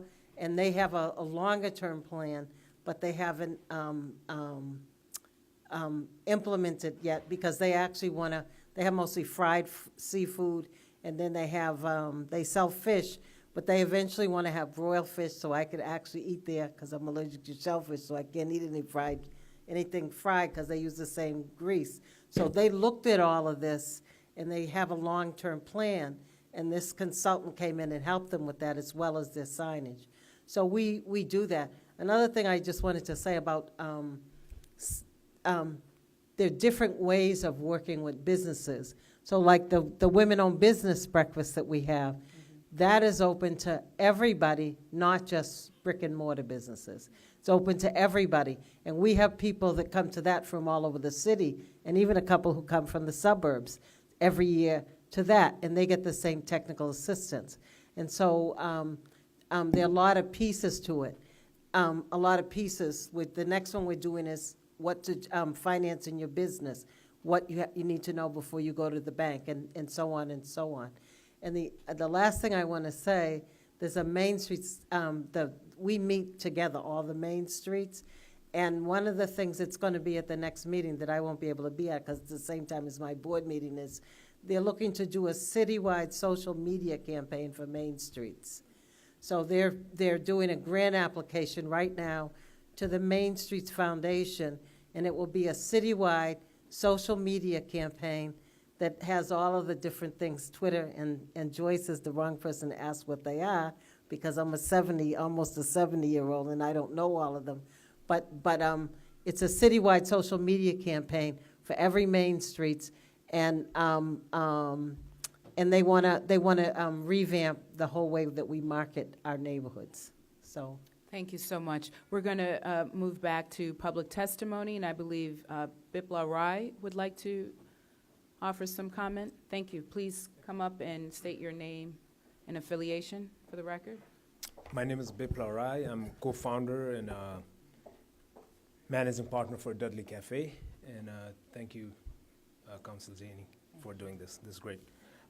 Couple things, one pertaining to the building and one pertaining to the main street. So having a building here is great, but there are a lot of restrictions as far as small businesses go. Small things matter. I'll give an example, and I know Luther and the other council here, we talked about, or you guys mentioned about it. We have 0 dumpster in this building. All the trash from the building are picked up every morning on the sidewalk. So there are probably 15 to 20 small trash cans from the Boston public schools, and then 6 to 8 small trash bins from the local businesses. Dudley Cafe uses 2 small trash cans and 2 recycling bins. We are supposed to take it down before 8 o'clock and bring it up after 5 o'clock. During the whole day, we are supposed to be taking our trash downstairs, and I'll tell you how it goes. We get out of our cafe. There are 2 doors that we have to pass through with the door pass. Take it through the elevator, go downstairs to the basement, and there's a small room all the way in the corner. We store all our garbage cans there. In the entire day, I use at least 2 employees to go downstairs, and that's time and money that small businesses don't have. It's been 3 years. We hold meetings every Tuesday of 3rd Tuesdays every month. The same issues are brought up, and we have no solutions. 2, Dudley Cafe is on Warren Street. Dudley Door used to be on the other side of the street. If you walk on this side of the street, you will not find out there are other businesses on the other side of the building. You walk on the other side of the building, you do not know that there's another businesses on this side of the building. There's 0 signage in this entire building as you walk in the main door. Once again, we've been in business for 3 years. Every Tuesday, the 3rd Tuesday of every month, we bring this up. No solutions. We are asking for signage. I can handwrite it. So I can pretty much certain, the city council or the city of Boston can invest in $100 signage for the businesses just to be seen. This is a small thing. Small things matter. This is just the 2 of the issues that we have. And I can, take your 1 hour and we can go on and on. I do not think the building is suitable for the community. Like Luther mentioned, it's very defensive on things that community needs. This space was opened up for community, and I know personally a lot of people that has gone through the building to get space for community events, and there's too many hurdles, and I'm not the only person that has experienced this. The second part of my testimony is towards Main Street. What steps is City of Boston and Main Street taking for businesses like Nubian Notion that has been in the community for a long time and has been a heart of the community to be shut down and taken over by predatory lenders like Western Union, right? What are we doing? Is Dudley Cafe going to be Nubian Notion in 10 years so we can be taken over by Starbucks? Are we talking about this right now, or are we going to be talking after the fact? We have predatory lenders like Rent-A-Center that's been in the heart of this community running predatory lending practices. And I can argue with anyone if it's not a predatory lending practices. What are they doing to invest back in the community? 0. They're feeding off poor people in broad daylight. What is Main Street and City of Boston doing? And I've lived in Roxbury for 2 years and Dorchester and Groval for the last year. By the time I walk from here or take a car, drive my car or ride my bicycle way all the way to Grove Hall, the amount of litter that's on the street is craziness. You do not see this in Cambridge. You do not see this in Somerville. So someone somewhere is not doing their job. Someone somewhere is taking the money and not investing back in the community. Why is this happening? I walk down the street, your street lights are not on. This happens more often than not. And these are little things that actually matters. And these are the same issues that has been brought up again and again in all the community meetings, and I don't think there's any kind of like real solution that's been brought up by the city. And these are not hard questions. Another thing is, I know we've talked about Dudley Station being the biggest bus depot and all that, and that was one of the factors that a lot of businesses came in, including us. And from my experience, only 10% or less than 10% of the passengers actually use the businesses in the community. And here's the reason, number one reason why. They all use bus apps. Nobody is going to spend their 10 minutes of their time, because in all honesty, most people that use the bus are from certain level of income bracket. If you're making 100,000 plus, you're not using the bus, I'll tell you that. The people that use the bus are going from one job to another. These families are not putting money in the square. Why would they? What's there in Dudley Square for them to stop over, get a coffee, and do something else? What are we offering them? Nothing. We need to change our mindset from saying that this is the biggest depot and this is bringing in money. It's not bringing any money. Zero.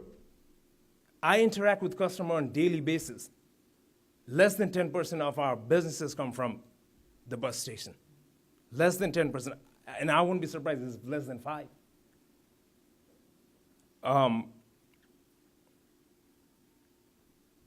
Dudley Square, what are we doing once again to City of Boston and Main Street? What steps are we taking? I'm talking about like concrete steps in bringing ecosystem of businesses that feed off each other. Dudley's Cafe is not going to survive if we are just doing business just by ourselves. We need people coming in the square, stopping in, using other stores so they can do businesses at other stores. We don't have dry cleaners. We don't have hardware stores. We need bookstores, not a bookstore. We need flower shops. We need things that actually the people in the community would use. I've seen the jewelry store out there across from us for the longest time. Nothing against them. What are they doing? Are they investing back in the community? I see 0 customers walking in. I see boarded houses everywhere. What are we doing? We keep talking. But we need to see concrete steps and actions. That's it. Thank you so much for that. I think you're absolutely right. And what we can't do is have this one-off, and I think that has been the challenge. We had a flower shop a few years back. It was just one little flower shop, well, maybe 2. They didn't make it. We've got the one bookstore. We need to have, as I said when I called this hearing order, we need to have the businesses here together. And it's us, those of us who have taken the chance, who have spent, our life savings starting businesses, investing in our own community, that have to be around and be able to stand the test of time and benefit from whatever may come in the future. What we cannot allow to happen is that after all of this investment, all of the work that you've put in the last 3 years at Dudley Cafe, the work that you've done at Dudley Doe, the work that you've done and will do at Soleil, have that be for naught. And so I really appreciate your challenge, your passion, your investment, and these are the questions that we need to answer. And for some of them, they seem quite simple.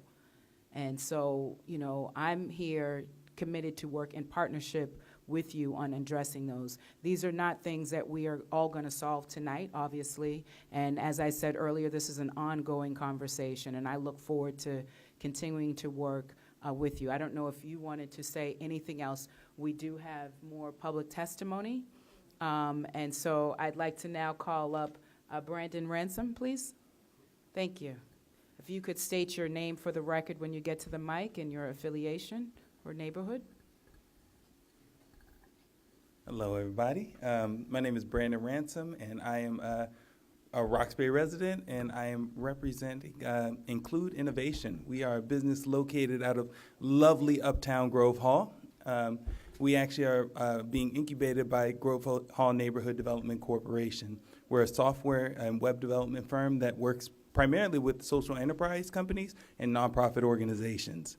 We've built over 72 websites over the past year, and we're looking to go ahead and partner with more people to help increase their revenue and get them online in this 21st century. So as a resident that's here, I see an opportunity. I guess we've been between Fairmont Innovation Lab, we were in the Future Boston Business Alliance incubation space, and we were in Smarter in the City. So we've been across the gambit when it comes to startup spaces. I was also part of managing this particular space as the interim executive director of Skylab. As a small business, we really don't have places of co-working in this particular area. Future Boston Alliance used to have a building across the street that is no longer being used for that particular purpose. I guess they're a different company now.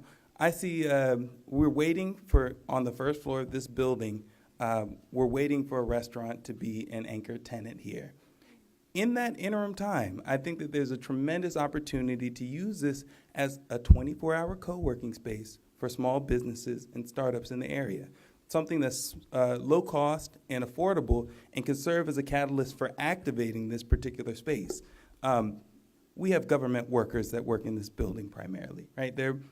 So that means it closes at 5 or 6, right? People leave the environment. How can we essentially artificially inseminate this community by having people that are going to be here for longer hours or extended hours, are going to need food in the afternoon or food in the evenings, where those meals are essentially can be supported by our local businesses. That's one thing that I think that we have the opportunity to do. Also, I know the gentleman who was over at the Main Street, I wasn't sure earlier, mentioned that there weren't programs that were kind of subsidizing refacing. I know there's a program in DC called Great Streets, which actually, if you're a business that's in an emerging business zone in Washington, DC, they will give you a $50,000 grant for either acquiring a space in the area and or renovating a space in that area. That's something that could be started within our local city government. I think that's a tremendous opportunity to where we have a set-aside fund that's peeling off X amount of dollars per year so that local businesses that have been here and established can acquire funds at a discounted rate.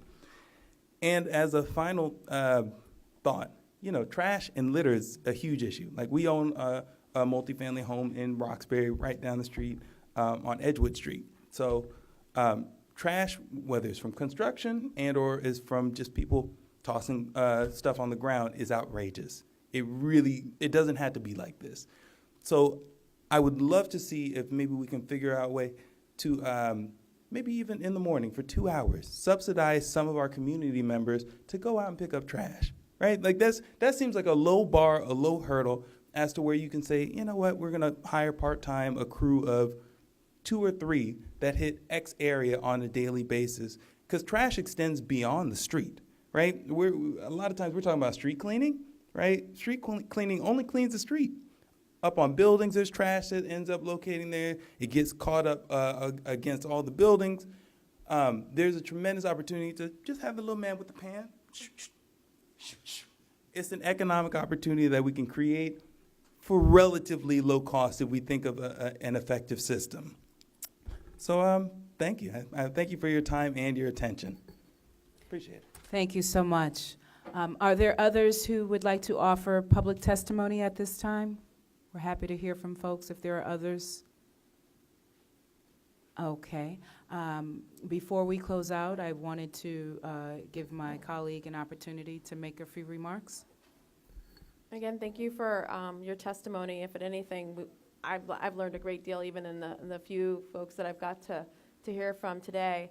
I would love to actually further on your comment that we call them Hokies, the Hokies who follow. Yeah, the little that's the yeah. So and then that's been a movement actually in the North End and East Boston to bring about more Hokies to follow behind on cleanup day, because they could go behind the trucks and be more thorough. So that's a conversation that's happening citywide.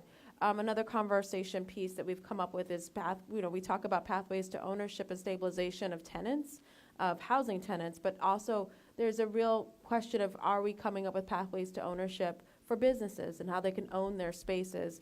And looking at that, I think you're talking about there was an opportunity zone grant. It was a federal grant that no one from Boston didn't apply to be part of these zones, and you had to be in a certain area where there's a certain level of income and concentrated, and the federal government would have pumped in a lot of money, and Boston didn't apply for any of it.